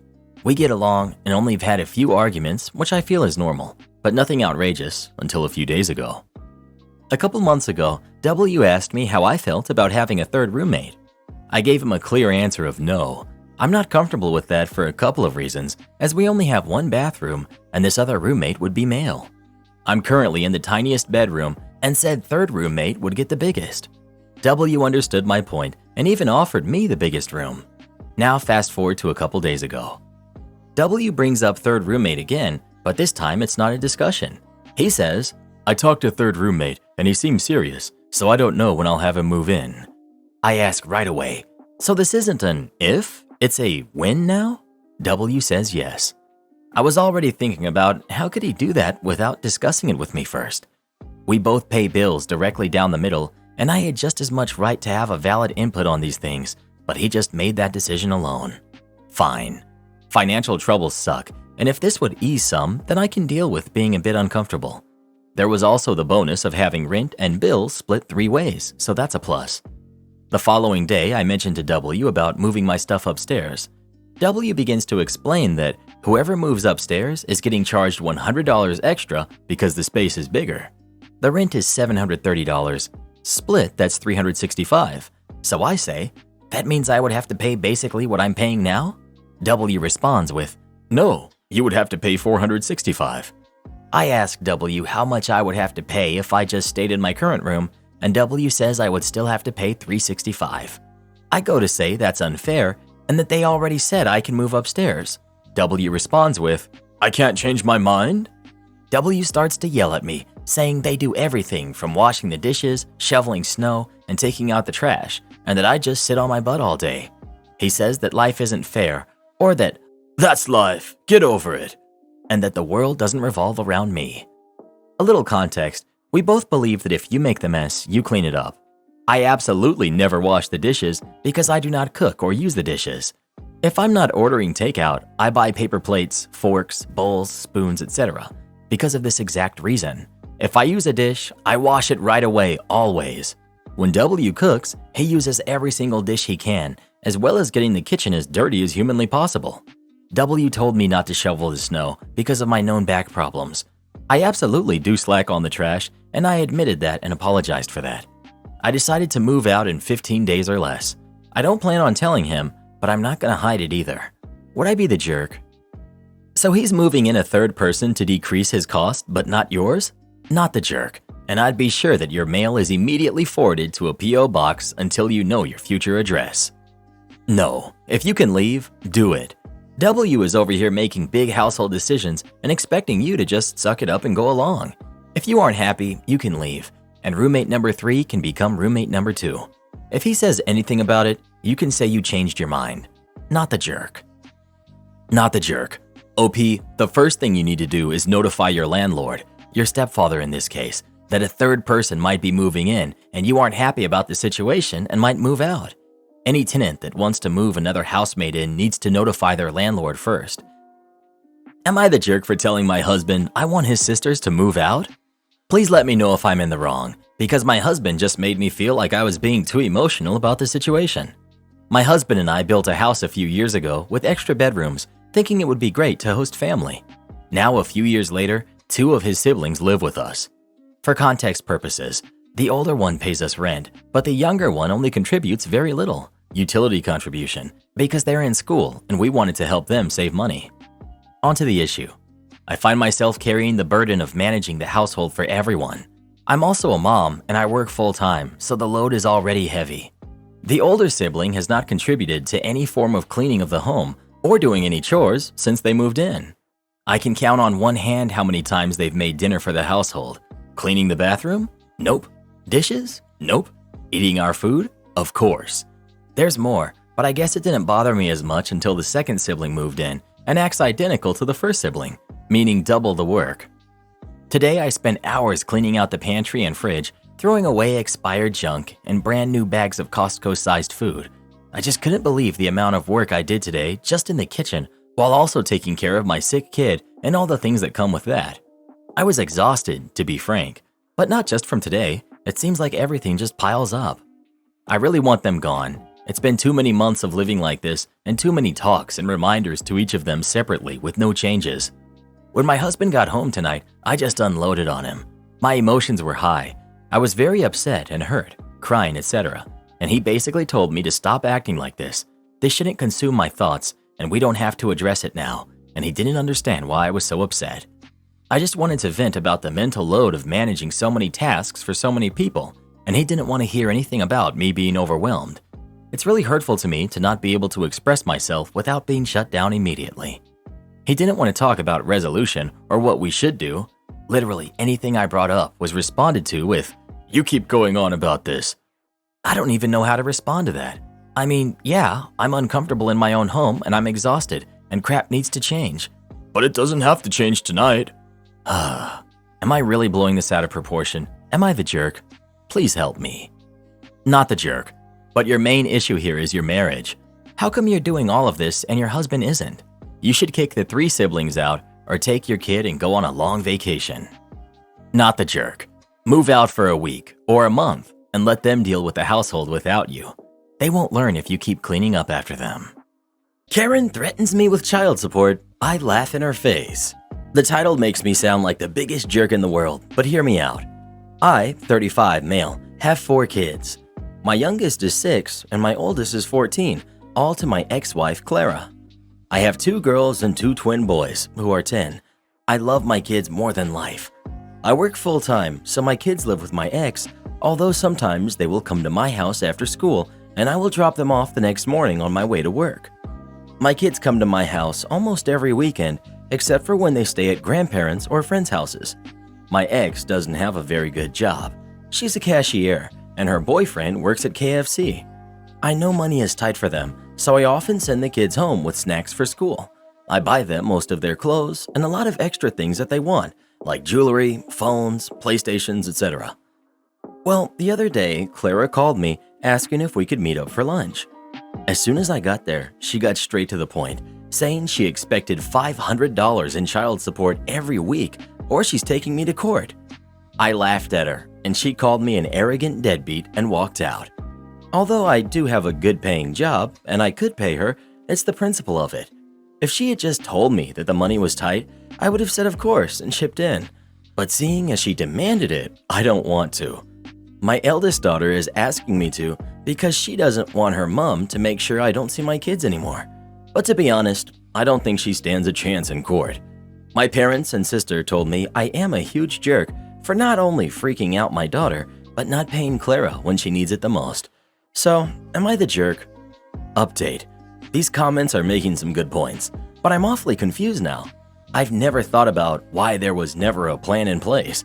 I just signed the papers and it never really got brought up again. When we first divorced, I asked her what custody was going to look like, and she just said, don't worry about it. Before she got her job, I was paying around $100 every second week, but when she got the job, she told me that the money made her feel like she was dependent on me. But there was never actually an order in place. I just never thought about it. Is there someone I should go to look at things and see what I should do? I think you should go to a court so a judge can decide a fair amount of child support for the kids. It's about their well-being, not yours or their mother's. Go to court to figure out how much to give your kids the best life possible. Am I the jerk for refusing to answer to a nickname I don't like? I, 28 female, was named after a really obscure character from Greek mythology. My preferred nickname is taken from the end of my name. I always introduce myself with, I'm my name, but you can call me nickname. None of my coworkers in the small business we work for have ever had a problem with this before, until Megan, who's 25, the niece of Jeff, who's in his 50s, one of the 2 owners, was hired. Jeff and Dave, both in their 50s, co-own the business, but Dave does the actual day-to-day running of the business. I introduced myself and my nickname as usual, but she immediately said that Bessie, not the actual name, would be a better nickname because it comes from the beginning of my name and that she liked it better. I told her I really didn't like that nickname and wouldn't answer to it and asked her to please not call me Bessie, but she insisted that it was so much prettier and that I just needed to get used to it. For the next 2 months, she tried to call me Bessie, but I completely ignored her whenever she addressed me that way, even when I knew she really needed my help with something. She would call my desk phone and say, "Hey Bessie." I would reply, "You have the wrong number, there's no Bessie here," and hang up. She then tried to get some of the employees outside the office to start calling me Bessie, but I quickly shut that down.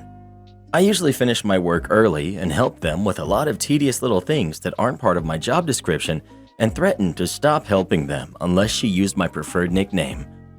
Friday, she decided she was going to get me to respond to Bessie no matter what. We have an open office design, but are at opposite ends. She started calling out Bessie in a sing-along voice over and over again to try and annoy me enough to respond. Other coworkers got annoyed, most telling her to stop, and one, Lisa, who's 43, telling me to just let her call me Bessie already. I refused, and she kept calling out, "Bessie," louder and louder until Dave barged in. He had been on a conference call with an important client and could hear yelling from his office down the hall. He told her to be quiet and that if she called me Bessie one more time, he'd write her up and dock her pay. Later, Megan cornered me in the break room, called me a jerk for getting her in trouble, and called me Bessie again for good measure, just as Dave was walking in to heat up his lunch. He gave her a stern look and said, "I warned you." Then he walked to HR to have her written up. Lisa is saying I'm the jerk for never helping Megan, and that if I had been nicer or hadn't fought her so hard on the nickname, she probably would have given up on it a while ago. But because I made such a big deal out of it, it became a challenge. So Reddit, am I the jerk? You're not the jerk. You established a boundary, and her determination to break it is going to keep getting her into trouble. My entitled neighbors stole my garage twice. I live in the northeast of England, and I'm originally from Wales. I've owned a house in Wales I've been renting out for the last 10 years. Everything has been super smooth until a year ago. The tenant stopped paying rent, made multiple promises to pay, etc. In the end, I got so frustrated, I decided to sell the place. I cut my losses on the outstanding rent, circa £3,000, and told the tenant if he left by certain date, I'd write off the rent. Tenant goes over the deadline by a couple of weeks, but ultimately leaves. However, the house is in a terrible condition. The tenant had painted many of the walls bright orange and had got this paint everywhere, including the carpet and skirting boards. The oven had half-cooked rotten food. He had been too lazy to put rubbish in the outside bin, so simply threw it in the shed. Anyway, a bit of a side story, but for context, I live 6 hours away, but my mom and stepfather live 30 minutes away. I've decided to sell, but of course I can't sell the house in its current state. My mom has generously offered to help, and we set a date for me to come back down to start the work. We order a skip, etc. 2 solid days' work later, the place is looking much better. It's not going to win House of the Year, but enough to sell. One of the issues is that we can't seem to get the garage key to work. My stepfather promises to come the following week and drill the lockout. Fast forward to the following week, and my stepfather is in the process of drilling the lockout when he's interrupted by a neighbor who we will call Entitled Neighbor. Entitled Neighbor. Excuse me, can you please stop doing that? You're damaging my garage. Stepfather. Actually, this garage belongs to my stepson who's selling this house. Entitled Neighbor. Well, I've been using this garage for the last 12 months, so he has no right. Stepfather doesn't know what to say. Turns out that the entitled neighbor noticed the tenant wasn't using the garage, so drilled out the locks, swapped a new lock, and started using it. When it was finally opened, it was full to the brim with his stuff. He didn't think anyone would notice. I find out the information and call him, telling him he has 24 hours to empty the garage and replace the lock. He can't do it within 24 hours apparently, but apologizes and promises to drop the new keys through the letterbox in a few days. It's annoying, but luckily it's all working out, and I don't want to cause too much hassle with the neighbor. My mom visited the house the following week, picked up the key, opened the garage, and yes, it was now empty. Job done. Fast forward 6 months. House is sold, arranging key handover, etc. However, I get a text from the new owner the following day. Under the sale contract, it's my responsibility to ensure the house and any buildings are empty for the sale. Otherwise, I can be liable for costs, etc. Straight away, I know what's happened and call the entitled neighbor. Turns out he kept a spare key on the lock change. Yes, in hindsight, I should have had my own lock, but I didn't think anyone would be that stupid. He noticed no one was using the garage, so he decided to start using it again. I was furious. He couldn't understand why I was so mad. But you weren't using it, so what's the big issue? Well, did you ask my permission? No. Does the garage belong to you? No. What do you expect? I gave him 1 hour to clear the garage before I call the police and order a clearance company to empty the garage. The sheer cheek of the man. Anyway, all sorted now, garage is empty, locks have been changed, and having sold the property, the entitled neighbor is now someone else's problem. My Karen roommate keeps throwing away my perfectly good food. My roommate, Tammy, and I are both on fairly limited budgets. I get a little help from my parents, so I have a little bit of a buffer in my income. I tend to make my meals for myself where I will have leftovers so that I can skip making myself a lunch or a dinner later in the week. Tammy, on the other hand, makes each meal as precisely as she can so she doesn't waste any money. Just two different ways of looking at meals, I guess. Just after Christmas last year, Tammy was very low on money and asked if she could please have some of my leftovers. I agreed. Instead of serving herself a small portion to see if she would even like my food, she just took a full portion.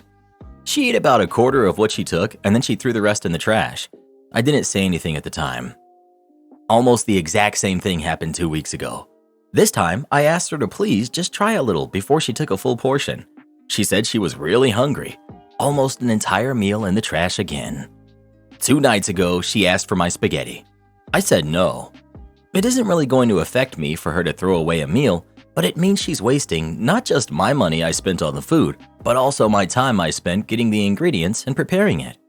She isn't talking to me now, but she is complaining to other people about me being cheap and letting her starve. I'm not. I actually gave her a box of generic mac and cheese for her to eat. I'm just not going to watch my hard work literally go in the garbage. She thinks I'm being a jerk because I won't share my food. I would share if she wasn't wasting it. Not the jerk. You tried to be kind and help her out when she was in need. Then she threw your help in the trash. She's the jerk. Plus, wow, you even gave her food she could make for herself. OP. It was just a 50-cent box of mac and cheese. I've had grown men thank me profusely over a 12-cent bag of ramen. It's the fact they don't have stomach pains until they can get to real food. Anyone that's had to suffer knows what I'm talking about. Not the jerk, she's wasting food and you're not her mother. You know you're not the jerk and Tammy knows you're not the jerk, but she's trying to manipulate you.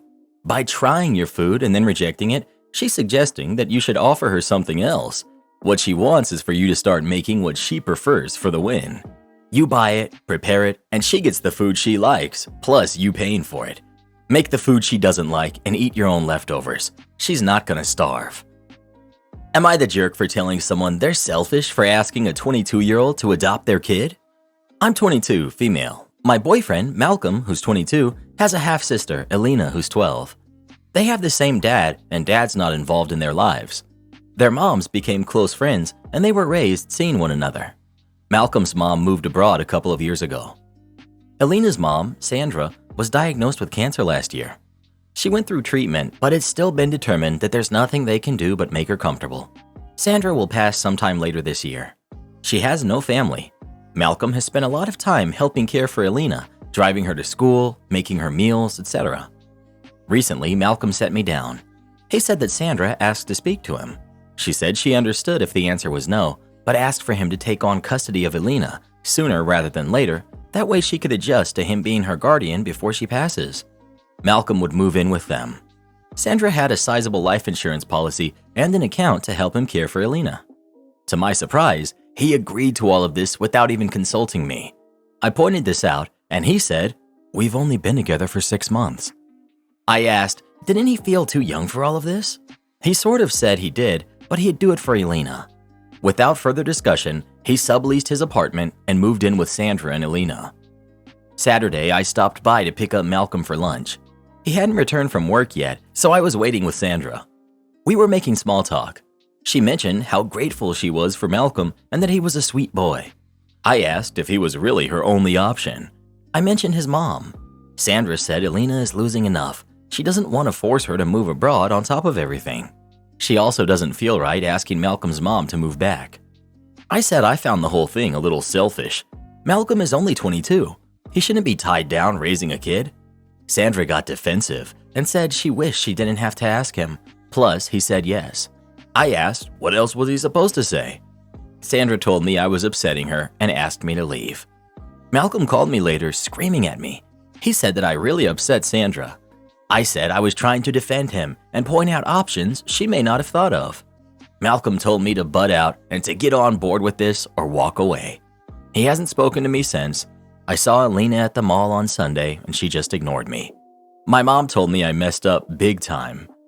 Am I the jerk? You're the jerk. I swear, if I see one not the jerk on this thread, I'll lose my faith in humanity. You should listen to your mother. Sounds like she's a smart woman. Malcolm got lucky. He just got a glimpse into your soul when you let your mask slip. It's twisted under there and cruel. Lucky for him, he saw that early on and hasn't spent years of his life with you. I'm genuinely confused why he hasn't made a clean break yet. Maybe he has and just can't be bothered to inform you. Wow, you're the jerk and soon to be single. You've only been dating this guy for 6 months. You had absolutely no right. Not the jerk. Honestly, don't waste your time with this loser. Any 22-year-old who agrees to basically adopt a kid is honestly just a lost cause. Sure, it's only been 6 months, but if he gave a single hoot about you, he would have talked to you about this beforehand. He's showing you that how you feel and what you think is completely unimportant to him. And if you stay with him, he's going to pick his bratty sister over you every time.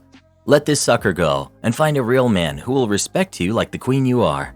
Let your ex find some idiot who's willing to play mommy to a tween who's only going to cause nothing but trouble for the next 10 years at least. Then he'll be trying to spend every dime you have to put her through college. Everyone on here calling you the jerk are all just 100% virtue signaling. None of them would stay with a 22-year-old dude who adopts a 12-year-old. And if they did stay with him, it's because they're desperate and have no other options, which would be literally sad. But hey, that's most Redditors for you. I'm one of the rare people on here who's actually had my fair share of attractive boyfriends, and I don't watch anime or read manga. I actually go out and have fun with my friends, something most people on Reddit don't have. Oh man, you're mean. Well, who do you think is the jerk? OP or her boyfriend? Please let us know. I don't think anyone can compete with that last commenter on the jerk scale. Yeah, especially that last part about Redditors not having any friends. Ain't that right, Karen? Stop it, Reddit boy! Just stop it! Leave me alone! I was just agreeing with you. Sister-in-law demands I build a wheelchair ramp to my house for her son, who doesn't even live here. My wife and I recently bought a new house. After we closed on the house, my sister came to see it and asked when we would like her husband to install a ramp. The ramp is for her son, who's in a wheelchair. He and my other nieces and nephew used to come over to our old house all the time to hang out with our kids. My sister's husband, who works in construction, previously installed a ramp in our old house as well as my brother's house because he and my sister want their son to feel welcome in everyone's home. Our previous house was very standard and installing a ramp was easy. This new house, however, sits up high, which means it needs a very long ramp. After measuring according to specifications, we've realized we cannot install a ramp unless we get rid of some of our home's features. The front yard is a tiered garden. It's my wife's favorite feature as she's an avid gardener. We probably would not have bought this house if not for the garden, as we had our eye on another. If we built a ramp leading to the front door, it would cover the majority of the tiered garden. The only other option is the side door. We don't have a back door. The side door, however, leads directly onto the driveway that goes up alongside the house to the garage in the back. If we built a ramp in this area, it would make the driveway too narrow for many of our vehicles. We also have very limited parking on our street, so we would basically lose half of our driveway parking. I also wouldn't be able to get my old muscle car in the garage where I had planned on storing it. I've explained this to my sister, and she's unhappy about our reasonings, especially the one for our front door. She says that she gets the parking problem, but the garden is just a cosmetic thing and not worth making her son feel unwelcome or like a second thought. Other family is also unhappy because now our house is unusable for family parties since nephew won't be able to come. We do family parties on a rotating system between me and my brother since we're the only ones with big enough homes. I said we could do the family parties out in the backyard in the summer. It's big and it has a lot of trees and a large canopy area where we can put some nice outside furniture and barbecue. Barbecue. The garage also has a bathroom that is accessible, so it shouldn't be a problem for nephew to come so long as everyone hangs out outside. They think it's unreasonable because it will be too hot to stay outside the whole time and people will need air conditioning. If they go inside to cool down, nephew will feel left out. My brother also doesn't like that the burden is now on him to always host, especially since he will always have to host for Thanksgiving and Christmas, which are the most hectic holidays. Not the jerk, and there's plenty of room for compromise. When it's your turn to host, rent an accessible venue. Doesn't have to break the bank, it can be as simple as an Airbnb. Not the jerk. It's your home, not theirs. Yeah, his situation sucks, but why should you have to get rid of the garden you specifically chose this house for, or block your parking? They didn't pay for the house, and they don't live there. If they really want to visit, they can figure something out. If your brother-in-law works in construction, maybe he can build a temporary ramp that can be assembled and disassembled remotely quickly for get-togethers. Maybe it could be designed for the side door so the garden doesn't get trampled. Don't give up on a solution for both families. Not the jerk. The audacity. Should they have been involved in your house hunt then and chipped in? Unfair that this is always on you and your brother to host. Let's do it at their place since it must be accessible, or just get together and rent a place for must-do holidays. Am I the jerk for not getting more involved in my daughter's college fund situation? I have 2 kids, a daughter, Sam, who's 17, and a son, who's 19, and I always have made sure that their education is a top priority. My son is already off at school and doing very well, and Sam was accepted into her desired college school and program. My mom promised to pay for her entire education a long time ago, including tuition and accommodation. Everyone was overjoyed with this. However, after my divorce several years ago, Sam started to prioritize my ex-wife's family during every season. Sam decided to visit her mom's side of the family instead of spending time with mine. We always were told there's a lot more people there and the food is so much better. Can't argue with the fact that her extended family was there, but I don't think an hour with grandparents is asking too much. This all upset my mother and strained their relationship. 2 weeks ago, she called me to tell me that she would no longer be paying for Sam's education. She felt that Sam had put her own family second and didn't treat her like she mattered at all. I hate to say it, but I also can't argue with that. Since then, Sam has taken full view of what college is going to look like for her. She will likely need to rethink her dream school and major. On top of that, the loans will be an anchor in her life. She asked me to help, and I certainly will when I can. But when her mother and I divorced, she got all of the college accounts and used that to fund her house. This is old news, but I feel it's very relevant. While I feel bad for my daughter, I do not feel responsible for my mother's actions. She made the choice to stop supporting Sam's education, and I can't force her to change her mind. I've spoken to my mother and tried to reason with her, but she's firm in her decision. I've also told Sam that she brought this on herself for treating her grandmother less than the rest of her family. Sam is understandably upset and feels like she's being punished for wanting to spend time with her mom's side of the family. However, I believe that she's old enough to understand the consequences of her actions and make decisions for herself. As a parent, I've always taught my kids to take responsibility for their choices, and I feel that this situation is no different. So Reddit, am I the jerk here? Should I have gotten more involved? Edit. I think I'm done here. I'll be taking all you have had to say into account. I will speak to my mother and daughter once again, together as one unit. I will make sure Sam knows how her actions have consequences, and my mother as well, but perhaps neither of them are wrong. I want to point out how mean some of you are. I've lived in the States for many years now. It's not common for kids or parents to go no contact with each other. Many of you keep saying, "Don't be surprised when your kid no longer speaks to you." Is this really common in your lives? Because to me, that's unheard of. I talk to my kids often. You really need to get in touch with the outside world. This online place is good for a lot, but please remember that it is a controlled environment. It's not real. Others keep calling Sam a kid. I assume this is a cultural difference. To me, Sam is not a kid, and she hasn't been for a while. She's not an adult, but she's not a kid either. We expect people to be aware of their actions. We let 16-year-olds drive cars, which is very dangerous. 18-year-olds can join the military. And we leave 12-year-olds in charge of our toddlers for money. You need to really think of what age is to you. I guess that could be my culture though. I had to work when I was a kid to bring money in for food. Based on your post and various comments, I'm going to say not the jerk. There was a college fund in place for her that your ex-wife misused through no fault of your own, as giving it over to her was court-ordered. Your daughter was given warning that her grandmother was upset and was going to stop considering her family after repeatedly choosing your ex's family over yours, and even going so far as to let your ailing mother show up to pick her up for an agreed-upon outing, to her not being home and not going. Your son has continued to spend time with grandma and doesn't imply that your family is too boring to visit like your daughter has, so he has earned the privilege of your mother's gift. He put in the work to maintain the relationship and is being rewarded for it. She didn't. Your daughter is learning a very expensive lesson early in life that you can't take people for granted and still feel entitled to support from them. Even if she starts visiting grandma daily from now until graduation, your mother will know that she's only using her for the money now, so it won't mean as much. Your daughter has burned a bridge because she wasn't willing to sacrifice a few hours here and there to stay close with one of the few family members who is actually willing to pay a life-changing amount of money towards her future. It sounds like you tried to warn her multiple times while still giving her space to make decisions for herself, as she's been inching closer to adulthood, and she decided to ignore you and is now paying the price. She wanted to be treated like an adult to make her own decisions on who she visited, but now doesn't want to deal with the adult responsibilities for those choices.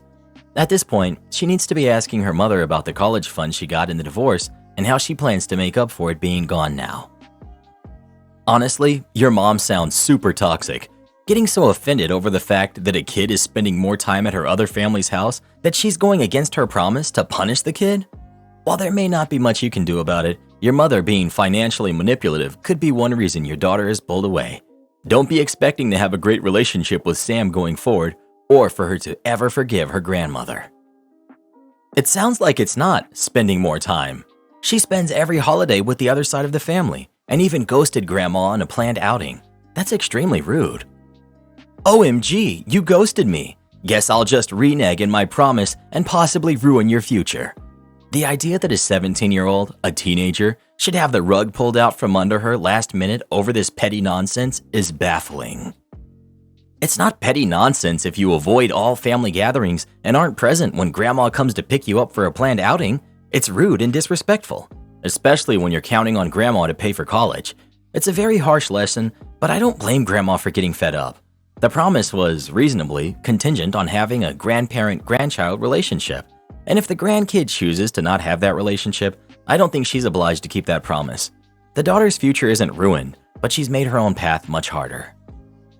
You're the jerk. Your daughter is 17. Not only did her family dynamic get flipped on its head, but both sides of her family are now fighting for her love and attention. Why wasn't there an effort to combine family time? She chose the other side of the family at every season. What does this even mean? Your mom promised to pay for her education a long time ago, which means that your 17-year-old daughter hasn't had to worry about saving money this whole time. If she had known this would have been the case earlier, she could have saved money, applied for scholarships, better loans, etc. By the sound of it, she's already been accepted and is preparing to go to college, meaning it's too late to receive any of the previously mentioned possible assistances. You and your mother have basically condemned your daughter to a life full of debt or a life spent unhappy in her profession, all because she hurt your feelings. Not only this, but her older brother has his college completely paid for, and I'm sure he's the golden child in your eyes by the way you described him. You don't think she notices that? You don't think she won't resent him for that? Resent you? Resent your mother? Is this hill you're dying on really worth losing an entire relationship with your daughter? Is your mother okay with ruining their relationship forever? You might have your feelings hurt, but she's still a kid. She doesn't understand complex situations like this, and you're doing nothing but abandoning her on the cusp of her life and career. I'm sorry, but you're the jerk. Do better, and gain some empathy for this kid that you're responsible for the health, success, and happiness of. Source: This was my dad when I was 17. I'm 23 now and don't have much of a relationship with my father. He took my actions when I was 16 to 17 as the complete and whole basis of my character and destroyed me mentally over who he thought I was. I was a kid. Give her a chance to experience life and form her own thoughts and opinions before you tear her life down and burn it in front of her. Edit: Feel free to downvote. I'm not trying to offend OP or say the girl's mom is blameless, just shedding light on the direct consequences of the path he's going down. Well, who do you think is the jerk? Grandma or her granddaughter? Please let us know. I know I sure wouldn't want to pay for someone's college education if they couldn't even be bothered to come visit me every now and then. Yes, you do have to pay your bill. Yesterday, I had my restaurant booked out for a private event with about 150 people, which was held during a big sports event. This doesn't happen very often, and it was only the second private event I've worked on. The first time was an absolute disaster, during which every member of staff cried at least once. Needless to say, we were hoping that this time everything would go a lot smoother. We were working on the information provided by the organizers, which we were led to believe had been communicated to the guests as well. The guests were given pink or gray lanyards, with the pink lanyard indicating that they were paying for drinks as they went, and the gray lanyard indicating that they had a prepaid package with free refills on beer, wines, and soft drinks. However, it's important to note that spirits were not included in the package. The event went super smoothly, with our team getting 2 courses out quickly, and the drinks were flying out of the bar at a rapid pace. We all did a fantastic job. The organizers told us to stop serving drinks at about 1:15 p.m., get the checks paid off, and get everyone ready to depart on their coaches to the game. This is where things started to get interesting. 3 of my 5 tables asked to talk to a manager when I told them that the beer was closed. I'm not sure why they thought the manager could do anything when we were working with the information provided by their organizers. Then one of my tables with gray lanyards got confused when I brought over the bill. One guy asked, "What's that?" I told him it was the bill and explained that the refills of beer were included in their package, but they had to pay for the several double vodkas that they had ordered. He asked, "Since when?" I told him that was the plan from the start because, well, it was. He was not pleased and started yelling at me, saying he had ordered the premium package and wasn't supposed to have to pay for anything. He called it a disgrace and demanded to speak to my manager. After a few minutes of explaining that we were working with the information provided by their organizers, he demanded that I go get someone in charge. Instead of going to my manager, who couldn't do anything, I went straight to the top and spoke to the main organizer. He went to speak to the table, then spoke to my manager. I have no idea what was said, but somehow the guy didn't end up having to pay for the spirits, and they were put on the organizer's tab instead.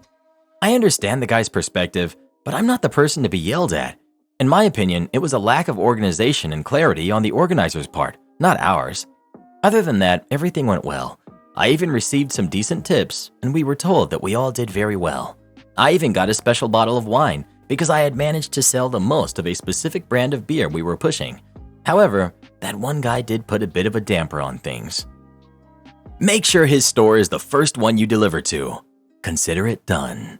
After leaving active duty service, where I served on board a ship, all I wanted to do was drive. So in 1999, I got a job delivering meat in Southern California. It was a tough job dealing with traffic, and my schedule was always tight, with 16 to 20 deliveries each day to local markets. I was mostly given inner-city routes with markets that had limited space for mid-sized delivery trucks. One of my weekly stops was a small market owned and run by a man whom I will call Ali. Ali was always scheduled to be my 5th or 6th stop and would complain to me every time I showed up that late, after 9 a.m. each time. He said he wanted to be the first delivery of the day. I told him I knew he opened each day after 8 a.m. on weekdays and that I started my route at about 6:15 a.m. Plus, I don't schedule my route, so if he wanted to make sure he was the first delivery of the day, he would have to call Steve, our delivery route supervisor. Ali did call Steve because the very next week I received special instructions that read, "Make sure Ali's Market is your first delivery of the day." I had my normal amounts of stop that day, about 18, and I knew they would all be pushed back at least 2 hours because I knew Ali wouldn't open until 8 a.m., and he wouldn't open the rear door until an hour later. The rear door was for deliveries and trash bin access. I began driving at my usual time, and I arrived at Ali's Market 15 minutes later, and the market was closed. I had my orders, and I made sure Ali's Market was the first one of the day, so I parked and I waited. At 8 a.m., Ali showed up, driving his old Benz around the back of my truck and parking it. He then walked inside through the back door. I waited for him to open the front, but he ignored me. He was busy pretending to supervise the cashier, intentionally ignoring me. So I walked to the meat counter on the back, and the guy there told me he wasn't allowed to take deliveries and that I had to wait for Mr. Ali. At this point, I could have gone to make 2 or 3 deliveries and then returned, but I had my very specific order. As I was walking towards the front to exit the market, I grabbed a newspaper, paid for it, and then told Ali, who was just standing there looking at me, "Let me know when you're ready to take your order. You know where I parked." Ali didn't say a word. He was apparently taking revenge for all those years for his small city market not being the #1 priority of a meat distributor who delivered beef, pork, chicken, cheese, and other refrigerated products from over 12 distribution points throughout the United States. Steve arrived at his desk right after 10 a.m., and the first thing he saw on his computer screen was an alert that my truck had been sitting inert for 4 hours. He called me in a rage, demanding that I explain to him why my truck had been sitting for all that time. I explained that I was following his order to make sure I delivered to Ali's Market first. Steve hung up and called Ali. Whatever Steve told Ali made Ali get out of his little market and take delivery of his meat order, which consisted of about 14 boxes of product, if I recall correctly. I then began to rush through the rest of my stops, not wasting any time, and at the end of my day, I was the last driver back to the warehouse. I got an extra $80 on overtime because Ali cried for not being the first delivery of the day. I never returned to see Ali again. Apparently, we dropped his whiny self as a customer. Am I the jerk for pointing out hypocritical rules at my sister's wedding? My sister, 28 female, got married 1 week ago. I, 26 female, have a son who's 4, who is the only grandchild on my side of the family. Everyone loves him and he loves his aunt. During early wedding planning, my sister suggested that she wanted to have a child-free wedding, but I didn't think she was serious as it was so early on.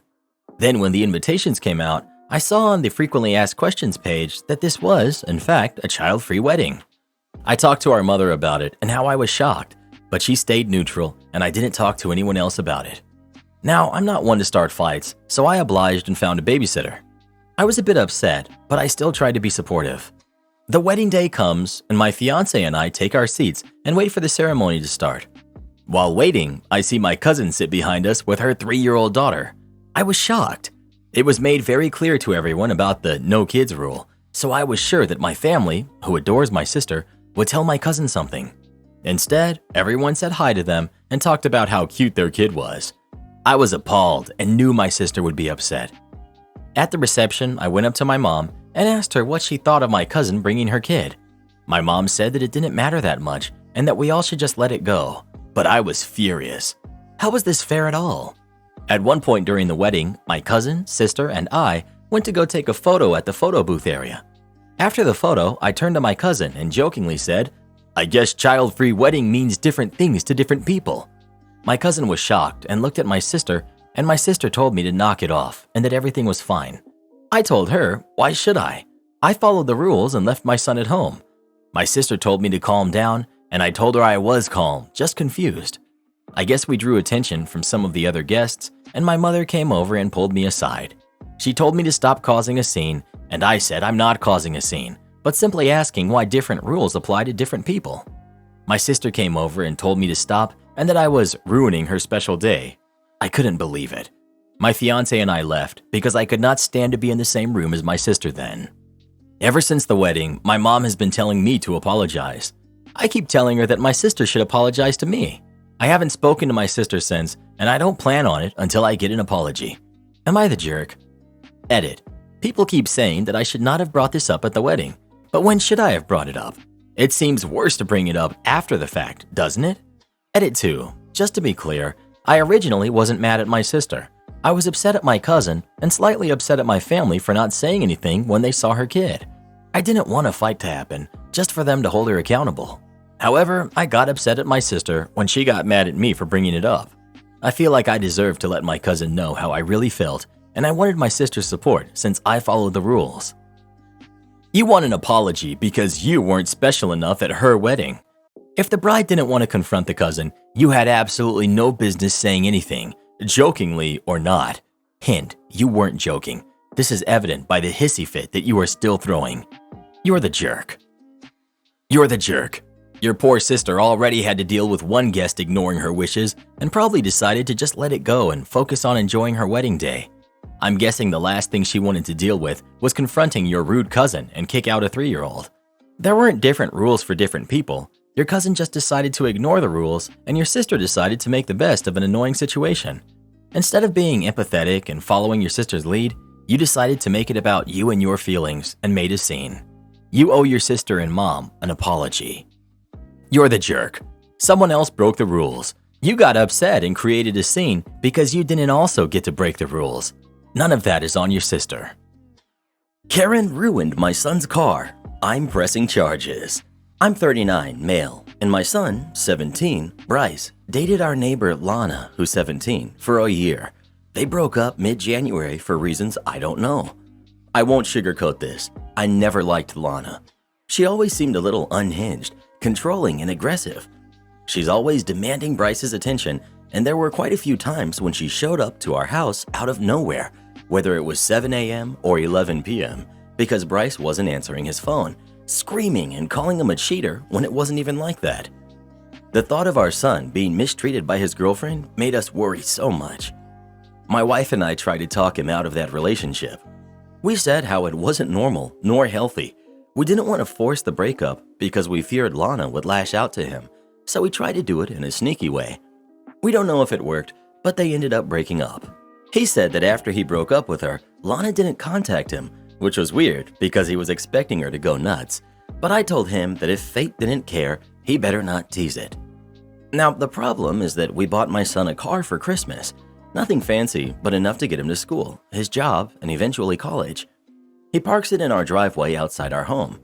Ever since the month began, we had been finding scratches all over the car. We knew Lana was doing it, but since it was minimal, my son decided not to do anything, even if we could prove that it was her. We have cameras. Still, something smelled bad for me, so I decided to switch one of the cameras facing his car directly, just in case. Well, 2 weeks ago, we got up and found my son's car covered in a lot of crap. Paint, glue, feathers, confetti. The door handles were wrecked. Flat tires, paint all over the windows. You get the picture. Bryce and my wife were so distraught. We called the police, and I handed them the security camera footage that showed Lana and her brother, 23 male, destroying my son's car. We pressed charges, and needless to say, Lana's brother went straight to jail. But since she's still a minor, her parents want to make a deal, but I refused. I don't think she should get a way out. Before the police were here, she was laughing her face off, and she tried to play it cool. If she thought this was funny, then she's old enough to face the consequences. My wife and I plan to stand our ground. They said they'll buy my son a better car and put Lana on therapy, but it is not enough. Am I the jerk? Not the jerk. This is the wake-up call that she needs. This is also the wake-up call that her brother and her parents need. I can't picture my very much adult brothers helping me wreck my ex's car just because I'm bitter. They'd rather snitch to my parents and help me avoid getting time in jail than being the cool bro. Not the jerk. I could see the older brothers going along with it if she lied to them about why she was doing it. Revenge for cheating, for example. Karen invites me to her dinner party at a fancy restaurant, tries to stick me with the bill after we've all finished eating. So I, 25 female, went out for dinner with my sister-in-law, who's 28 female, her bachelorette party this past weekend. Between my sister-in-law and my husband, 26 male, sister-in-law has always been the golden child of the family. Growing up, my in-laws coddled her and gave her everything that she wanted, while my husband always got the short end of the stick. She was always the popular girl in school, cheerleader, lots of friends, all the boys loved her, while my husband was always a little more nerdy and got picked on quite a bit. Even my in-laws would give him a hard time about this and say he needed to be more like his sister. Well, fast forward to today. Both my husband and I went to top schools, got our degrees, and currently have very well-paying jobs in tech. I'm not trying to sound braggy, this is just for context, but we live a very, very comfortable life. Sister-in-law still currently lives at home with my in-laws where they foot all of her bills. She had my niece, who's 4, with her ex and is currently on marriage number 2. This past weekend, I was invited to this fancy upscale restaurant in my city for sister-in-law's bachelorette party. She just wanted to do a nice dinner. There were 8 of us in total. At the end of the dinner, the bill comes out and the waiter hands it to me. I'm sitting there confused for a second until sister-in-law speaks up and is like, "My parents and I were talking and we're thinking you and my brother can handle the bill for this as a wedding gift since you're not financially contributing to my wedding." I stared at her, shocked for a moment, and I was like, "And you didn't think to bring this up to me beforehand?" She started going off about how we're so well off, so what's the big deal? And she's sure my brother would have no issue with this. I asked her why her fiance doesn't foot the bill, or my in-laws, and where in her right mind does she think it's okay to spring this on me? She started going on about how we're the wealthiest in both her and her fiance's family, and that she didn't think I would act like this and would say yes. I told her, "Well, sorry, but I'm not your parents. Don't expect handouts from me." She called me selfish, and I called her an entitled brat, paid for my half of the bill, and I left. Well, as expected, my mother-in-law, sister-in-law, and even some of the cousins and aunts on my husband's side have been absolutely furious with me and are expecting me to apologize for my comments. I told them absolutely not. My husband is 100% on my side, and we are debating on not even going to the wedding. I was talking to my mom, and she thinks I took it too far with the comments and should just apologize to keep the peace. Am I the jerk? Info: the bill was close to $1,000. Not the jerk. Don't apologize. No matter how much money you make, you are not expected to 1. Contribute to your sister-in-law's wedding, 2. foot the bill for an entire bachelorette party that you were attending as a guest. And 3. De-escalate her temper tantrum once she doesn't get her way. The burden of payment for a bachelorette party usually falls on the maid of honor and bridesmaids and is arranged for ahead of time, or the bride. Edit. And a far more common occurrence is that everyone pays their own way, but chips in for the bride so that she's taken care of. But again, that's settled way ahead of time. Not the jerk. I guarantee that you were only invited as a setup to try and make you pay. Don't go to the wedding, and I'd honestly consider how much contact you want to maintain with sister-in-law and your in-laws moving forward. It's clear they see you two as nothing but an ATM. Not the jerk. You were not asked beforehand. You were voluntold at the very moment the bill arrived. I'd have gone with, well, it's nice that you decided that without telling anyone, but I didn't bring my credit cards with me, and I'd leave. Only do what's in my job title? Fine. Good luck paying employees. So I work for a construction company as an inventory admin. My job is to basically schedule counts of our warehouse and input the numbers they give me for inventory. Then try to see what the problem is when the numbers on the last count and the current count don't add up. There's a little bit more to it, but I will not bore you with the specifics. The problem with this job is that when you've been doing it long enough and you're good at it, there's less work to do. In the beginning, when counting one rack out of 60 racks of material would take a few days, it was fine because I was always busy. But now that everything is in order, the entire warehouse can be counted in 3 days. This leaves me bored for most of the time. So to fix this, I studied up on our cloud-based ERP service that we use for all internal and external transactions and have become sort of an expert on it. Every single aspect of this company uses this ERP service to do their job.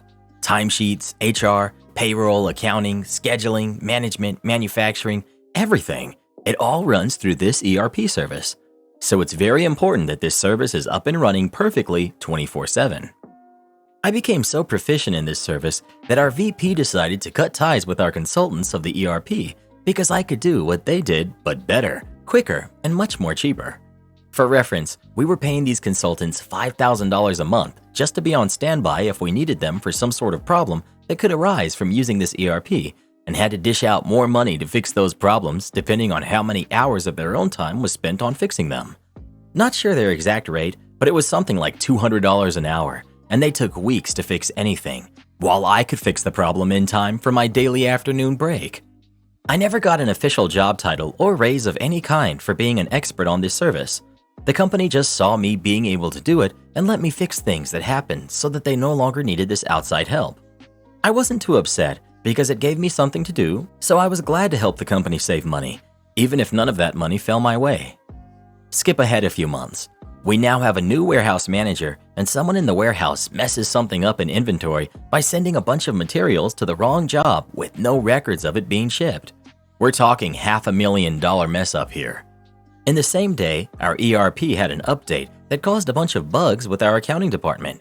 So I decided to work on the ERP problem first because the warehouse mistake is more of a delay mistake and not actually stopping anybody from doing their job at the moment, while this accounting problem means our bills are not able to be paid. You can guess what kind of issues we will have if bills are not paid. The ERP bugs turn out to be quite big and numerous, so it ends up taking me a couple of days to figure it out. But I fix it before any bills are actually due and decided to take lunch a little early to celebrate a victory. Crisis averted. New warehouse manager storms into my office after I get back from lunch and is livid.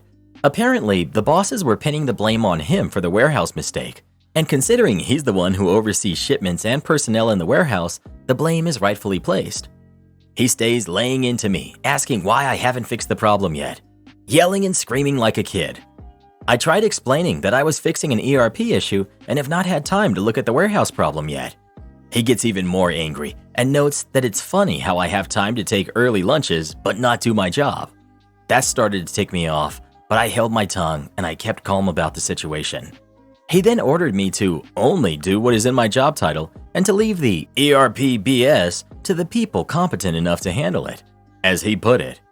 Since this guy was technically my supervisor, I had no choice but to obey. I asked him to send me that in writing, and he snarks and storms back into his office. 5 minutes later, I get an email stating that under no circumstances am I to work on anything related to ERP unless it involves inventory. Cue malicious compliance. I do nothing but inventory from that point forward, knowing darn well that we would be essentially coasting until we hit a problem that I would refuse to fix. Sure enough, not even a week later, I get an email from HR that some sort of bug in the ERP system was preventing them from accessing payroll to pay employees this week. I reply with an apology that I'm no longer able to work on ERP bugs due to supervisor and to refer to the ERP system help guide for further assistance. I knew the help guide was not going to help her in the slightest, but it was no longer my problem, so I was not going to deal with it. Skip a few days later to Friday. I checked my bank account in the morning before getting to work and laughed because there was no money deposited. That problem never got fixed. I hurry up and get to work, excited to see the chaos unfold, and what I was expecting was an understatement. When I show up to work, I see the entire warehouse staff of 50 people walking out of the front door. I stopped one and asked why they're leaving, and they replied with, "I didn't get paid today, so I'm not coming back until I do." I go into the office and see the warehouse manager in a panic. He has jobs that need material and nobody to load it onto trucks or deliver. I ask him if he needs help with anything, and he just screams at me to leave his office because he's getting tons of phone calls from superintendents of jobs asking why our material has not arrived yet. I pass by HR on the way to my office and see a bunch of the bosses huddled up over her computer with angry and confused expressions on their faces. I guess trying to figure out the problem. I felt bad for her because it really was something out of her control, but I knew she would ultimately be okay because she had been there for so long that they would never fire her. When I get to my office, I see the VP waiting for me there. He has a very upset expression on his face. When we get inside, he demands to know why I did not fix the problem in HR when she emailed me about it. I replied that I'm no longer allowed to work on ERP problems as it is not in my job title. He gets the most shocked look on his face and asked why all of a sudden I had a change of heart. I show him the email from warehouse manager and I could see the dots connect in his head. He immediately storms out and I see him heading straight to the warehouse manager's office. They were in there for a few hours, but eventually he comes back to my office. He seems calmer now and asks me politely if I can fix the problem in HR and if I can resume fixing the ERP if needed. At this point, I liked the relief of responsibility and I told him I would only do it if he put it officially in my job title along with a raise. His calmness turned to anger again and he says, "I can't believe you," as he storms out and returns to his office. A few hours later, he sends out a mass email that he's hired the old ERP consultants to fix the problem and that next week everyone would be paid for the money they are owed, along with the money they earned if they return to work. This one surprised me, as he would rather pay over $60,000 a year to consultants than give me a few extra bucks an hour for better work. I think he expected me to change my mind and just do it for my own paycheck, but I decided to wait because I knew how these consultants were, and if they managed to fix this problem in a week, I wouldn't believe it. Most of the warehouse staff agreed to return, but were still upset about not getting paid. Sure enough, next Friday comes around, nobody gets paid again.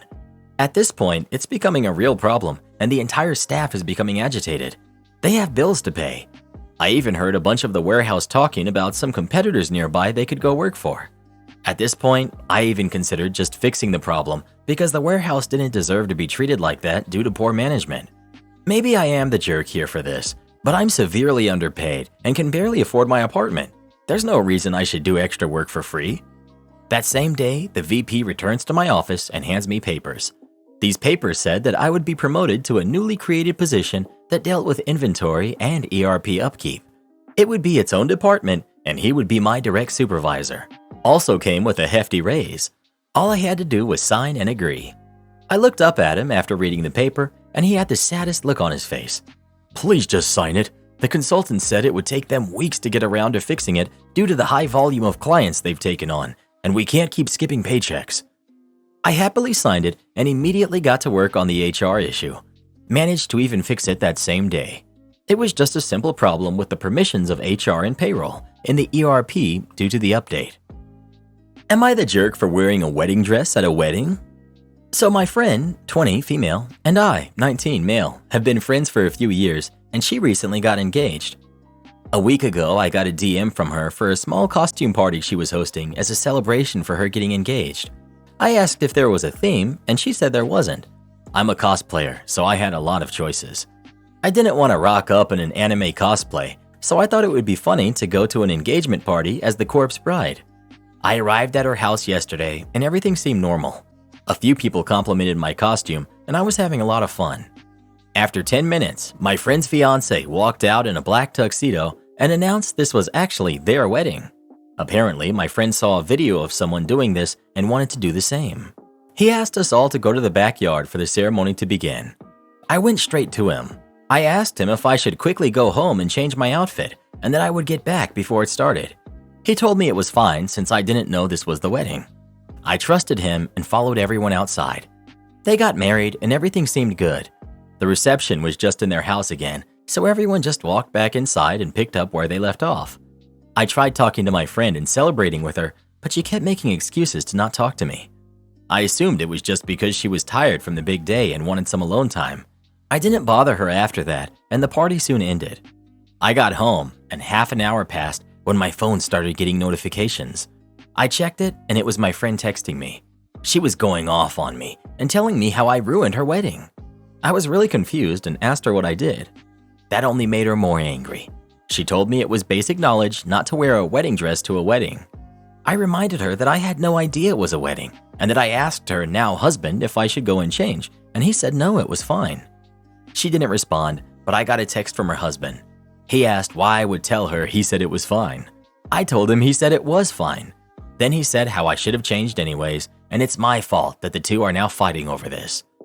I've tried texting her that I was sorry, and if I had known, I wouldn't have done it. I woke up today and saw her and her husband have blocked me on everything. So, am I the jerk for not changing out of the wedding dress when I found out it was actually a wedding? Edit. I'm a guy. I cosplayed the character Emily from The Corpse Bride and had blue paint all over. I'm also Australian, and I've never heard of a costume party meaning fancy. Everyone was dressed up in funny costumes. Not the jerk. The facts of this are pretty simple. 1. You were told this is a costume party, so you wore a costume. 2. When asked about a theme, you were not given any restrictions. 3. They sprung a surprise wedding on you. 4. Once you realized this, you asked the groom if you should go home and change, and the groom said no. They had multiple chances to get you to change, and they didn't take any of them, so getting mad with you after the fact doesn't make sense. Update. Would I be the jerk if I kept my dad's dog against my girlfriend's wishes? I, 32 male, and my girlfriend Ellen, 33 female, have been together for 2 years, 7 months, and have been living in the same, my house, for 8 months. The issue in question arose when my dad, who's 58, gave me his dog, Mila, who's 6. She was a rescue, so we don't know her exact age. Before I had even met Ellen, I made a promise with my dad to take Mila in if he couldn't care for her, which is something I discussed with Ellen before she even moved in, and she had no complaints back then. My dad fell ill 4 months ago, and of course, I took Mila in. He's not getting better, so he asked me to officially adopt her, and I agreed. Ellen was furious that I made this decision without consulting her, despite me having told her about the arrangement in the past. Although I feed, walk, groom, and manage all of Mila's needs, financially and otherwise, Ellen said she had to put her foot down on the issue. I asked Ellen if there were any specific reasons she was so opposed to us keeping Mila, and she stated the following. She said that since she works from home full-time, whereas I'm closer to 50-50, that I can't understand how much having a dog around affects her work. She makes clay art, crockery, that sort of thing. Having a dog is expensive, and it will be a drain of our finances, which are not joined, I'll note, and I've paid for everything so far. It will make it more difficult for us if we ever want to have a kid. Our house is not huge, so it doesn't make sense to have a big dog like Mila. She has friends who have severe dog hair allergies, and she doesn't want them to feel they can't visit anymore. None of her complaints had anything to do with any bad behavior. Mila does not jump on people or furniture, bite, bark at visitors. She will follow commands to leave a room if they're given to her, etc. I see that these are reasonable objections to not taking Mila in, but I stayed firm in my position. Ellen said that if I loved her, I would make other arrangements, and at this stage, I was getting a bit angry, so what I said next may have been a little harsh. I told her, love has nothing to do with this. My first responsibilities are my dad and Mila, and nothing you say will convince me to send her away. If you seriously can't cope with that, you can get out of my home. Ellen burst into tears at this and left to go stay with her mom, citing that I clearly need time to think this over. A bunch of her friends who know me have been telling me that I'm a total jerk for prioritizing a dog over my girlfriend of nearly 3 years, but my own friends have been telling me to stand my ground. Ellen has been radio silent, has not come home, and is not responding to my texts. So I guess I'm looking for some unbiased opinions on the matter. Would I be the jerk if I kept Mila? Update. So I guess it's customary to give an update on these things, and since a few people started following me after my previous post, I figured I ought to finish the story. It's only been a few days, but a lot has happened. Ellen finally agreed to meet up earlier today. Ironically, though people were telling me to break up with her, she ended up doing it first. We talked over coffee for a few hours, and what many of you suggested was true. Her real reason for not wanting to keep Mila was separate from all of the ones she offered me. She said that she thinks that I've just changed too much since we got her. And when I asked what she meant, she stated that I'm less passionate and engaged with her than before. I don't really know if I can do anything with that, whether it's to do with the stress of my father's condition or not, but she basically said I'm not the person she fell in love with anymore. She's packing up her things even as I type this. It's hard in a way that I can't describe, like all of a sudden I'm losing all the people I love. But I also know that I can't control her decision to leave if that's what she wants to do. In brighter news, Mila is doing well. Some of you were concerned that Ellen might spirit her away, but she's still very much around. I brought her to the hospital park area to see my dad, and she was over the moon to be with him again, so I'll probably keep that up as long as he's able. I've also taken up the recommendations to find a doggy daycare for the days I'm in the office. I'll start dropping her off there next week, and if all goes well, I'm sure she'll make plenty of friends. There isn't much else to say other than thank you. There's been an enormous amount of love and support coming from this subreddit. People were sending dozens of heartfelt messages. I even had to turn my phone off because of all the notifications. I wanted to let you know that all of your kind words mean so much to me, even if I felt a little too awkward to respond to most of the messages. It's a strange and difficult time all around for Mila and I, but we'll try to navigate it as best we can. So basically, she's blaming the dog when it sounds to me like her real issue is a stunning lack of empathy for the fact that it sounds like you're losing your dad, which, as someone who's going through something similar with an aging parent, I'm so sorry, OP. Seriously though, this is not about a dog. This sounds a lot more like her expecting you to put her before literally everything, even when she didn't object to what you told her before she moved in, and even when she knows you're losing your dad and Mila is a part of your dad.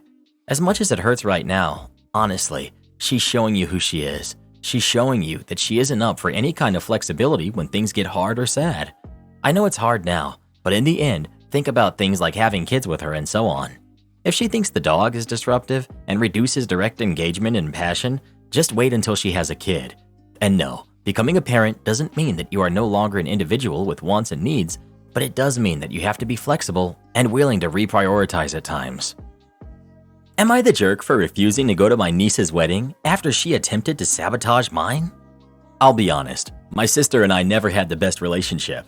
She's 15 years older than me, so maybe we didn't have much of a connection, and she's always been resentful towards me. She's treated me like an outcast and would often turn her kids against me and encourage them to insult me, disrespect me, and treat me like dirt. My mom would always tell me to be the bigger person, so I would always forgive when they would apologize or act all nice again. During lockdowns, my sister and her husband, not my niece's father, kicked her out because my sister was having many mood swings. She has 4 other kids and got them to participate in kicking out my niece.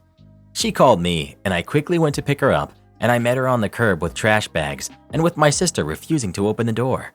So I took her in my home where she stayed for 6 months, and she even secured an apartment. Once my niece, who was 20 at the time, got her apartment, my sister and her husband convinced her to move back in, and my niece did.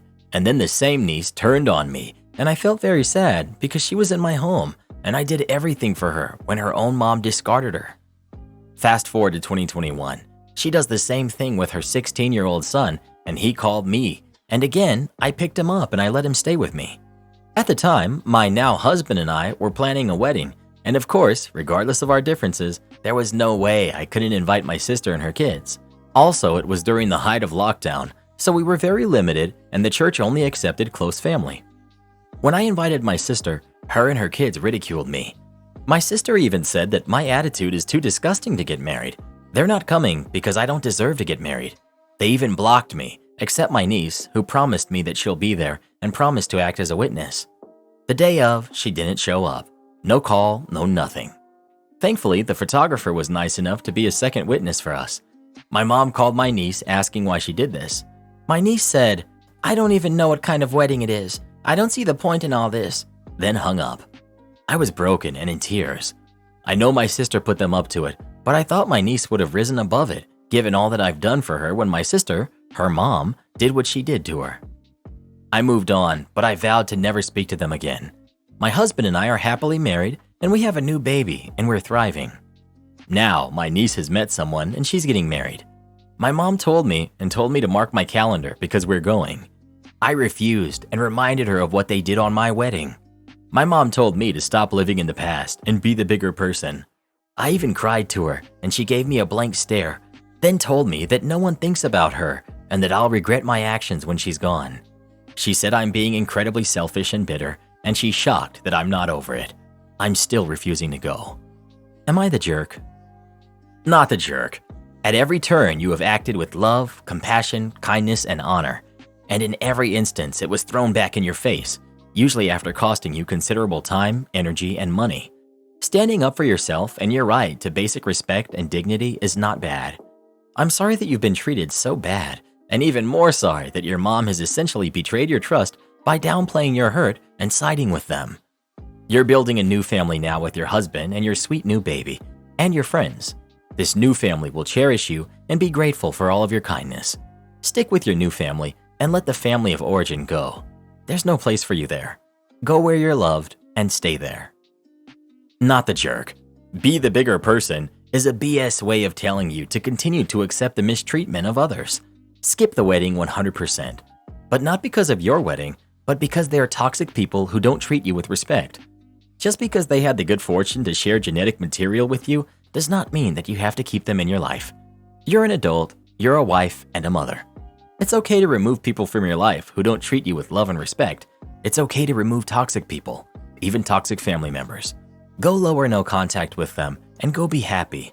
Surround yourself with people that lift you up, that bring joy to your life. Go be happy. My Karen sister is trying to steal my fiance. I'm 24, female, and my sister, who's 23, had my nephew, Joe, during her first year in college. The father is absent in his life and only pays child support. She has always hated the idea of my nephew growing up without a father figure, and since our only brother is 17 and our dad passed 10 years ago, she dated recklessly for a while and introduced him to a bunch of dudes. 3 years ago, I met my now fiance, Gabriel, 28, male. He's really sweet and he adores my family. He's financially stable and is good with kids, has a bunch of nephews on his own, and comes from a good big family. We've decided to be child-free, and if something happens to my sister and a few of Gabe's siblings, we're meant to be their legal guardians. For the past year, my sister has grown comfortable with pushing Joe around Gabe. She always invites him to my nephew's activities, which is fine, but she acts as if Gabe were her guest, and I'm his +1, not otherwise. Plus, my brother used to be the one who got invited, and he's not anymore. She asks Gabe to drive her and Joe to places, and my mom pointed out how they look like a family when he does it. She jokes about how much of a dad Gabriel is for Joe, and she had the audacity to ask him once if he was comfortable with adopting Joe, but she was drunk, so I'll give her that. Neither Gabe or I are comfortable with this. He doesn't know how to push it aside without hurting their feelings. My mom has told my sister countless times how this is inappropriate, but my sister always gets defensive and says that Joe chose him and is not her fault. Things blew up last weekend when Joe asked Gabriel if he could call him dad because mom said it was fine. My sister was looking at them with the biggest smile on her face, and I could notice how my mom and my brother were expecting his answer. Neither of them agree with it though. He sat Joe on his knee and kindly explained how he wasn't his dad or even a dad figure, that he was Aunt OP's soon-to-be husband, and that made him his favorite uncle. But even if he wasn't his dad, he would never leave him and they'll always be best friends. Joe, being the sweet kid he is, laughed and smiled and said that it was okay. Then he ran to the living room to play with something. I think the situation resolved itself okay, but my sister didn't like it and started to fight with us. My mom kept telling her to shut up, but she was saying things like, "What's wrong with you two? How can you say no to a little kid? He sees you as a father, so you should be proud of that." I had enough, and I told her that Gabriel wasn't Joe's dad and that she needed to stop acting as if he was, because it was honestly embarrassing. She called me a selfish jerk and said that I was jealous of her kid. I just rolled my eyes, and we decided to leave after. She later sent me a text saying that it was best if we step out of Joe's life for a while, or we will end up confusing him because he doesn't understand that Gabriel is not his dad. But as far as I could see, he understood it pretty well. ETA. I'm sorry, I didn't mean to say that we are already Joe's legal guardians, but if something happens to my sister, and we hope it never does, we'll be taking care of him. Also, my sister is not right, I agree with that, but I doubt she's ever violent. Not the jerk, but you know that your sister wants your fiancé, right? My dad always sides with his girlfriend and her daughter. My parents split custody. It's pretty random. Some days I'm home, and sometimes I'm by my dad's. I'm 15, female. Dad started dating Jane a while ago, maybe a year. She has a daughter, Mandy, that's 12 or 13. Then they started spending a lot of time at my dad's. They have their own apartment, but they're still always with him. The first time they stayed over when I was there, somehow Mandy ended up in my bed. Her mom has this cot/bed thing that she bought by my dad's for her, but somehow I woke up in the middle of the night and she was in my bed. I kicked her out. Then my dad and Jane said, that was mean, and I have a full anyway, so I should share. There's other stuff. I have a chair in my dad's living room I got for my gift. It's comfy, and when I move out, it'll go with me. Well, Mandy always wants to race for the chair. Even when I win the race, my dad makes me let her sit in it because they're guests. So I end up sitting on the floor because my dad has a recliner and Jane lays across the couch. So I stay in my room instead. My dad has tried to get me to come out of my room and be with them. But why when I have to sit on the floor like a dog? He keeps saying I'm being a difficult teenager. That's not it though. One time my mom and I went and did some stuff before she dropped me off. She had brought me a blanket that had my favorite team's logo on it. I was excited to sleep with it. Stupid, I know. So she let me take it to my dad's. My dad made me share it with Mandy because it wasn't fair that I got something and Mandy didn't. It's not just the blanket it's happened with. It's anything that I have to share. But if Mandy has something I'd like to use, he tells me it's hers, and if she doesn't want to let me use it, she doesn't have to. One time, Mandy was reading one of my books, and Jane and my dad started fighting. Jane wanted to leave, so Mandy wanted to take my book, but I said no, so she wouldn't leave. My dad yells at me to, just let her have it. They made up, so I got it back, but if they didn't, I would have lost one of my favorite books. My dad and I had plans to go ice fishing, just him and I, something we've done since I was 7. Well, he brought Jane and Mandy along. All they did was complain. It's too cold. Fish are gross. This is boring. So we left early. He said, sometimes you have to compromise. When I got home, I was mad. My mom was annoyed and called him, and they argued, and he talked to me and repeated his compromising crap. I was supposed to go back to his place a few days later, but decided I didn't want to go. I never even spent time with just him anymore, so what's the point in going there? I told my mom, and she said it was my choice. So we told him. He said, I'm just used to being an only child, and I can't be spoiled my whole life. And I can't run away whenever there's a problem. Well, since then, his family is trying to get me to go back too. Am I the jerk for not wanting to visit my dad anymore? Edit. Some people have said to go to family counseling. He won't do that. He put me in therapy a few years back because I wasn't doing my homework. Seriously, that's the reason. Then when my therapist started calling him out on his parenting, he didn't want to go anymore and my mom had to take me. My therapist even called him to try to talk to him and my dad ignored it. Not the jerk. Your dad is failing you as a parent. Go back, with your mom waiting, and pack up every important item you have at your dad's so that Mandy can't get her grubby little hands on your stuff. Do this next. Tap here on your screen to come see our new podcast playlist where you'll find thousands of hours of the best stories you've ever heard. Or tap the one on the right. That episode is specifically just for you based on other videos you've enjoyed the most.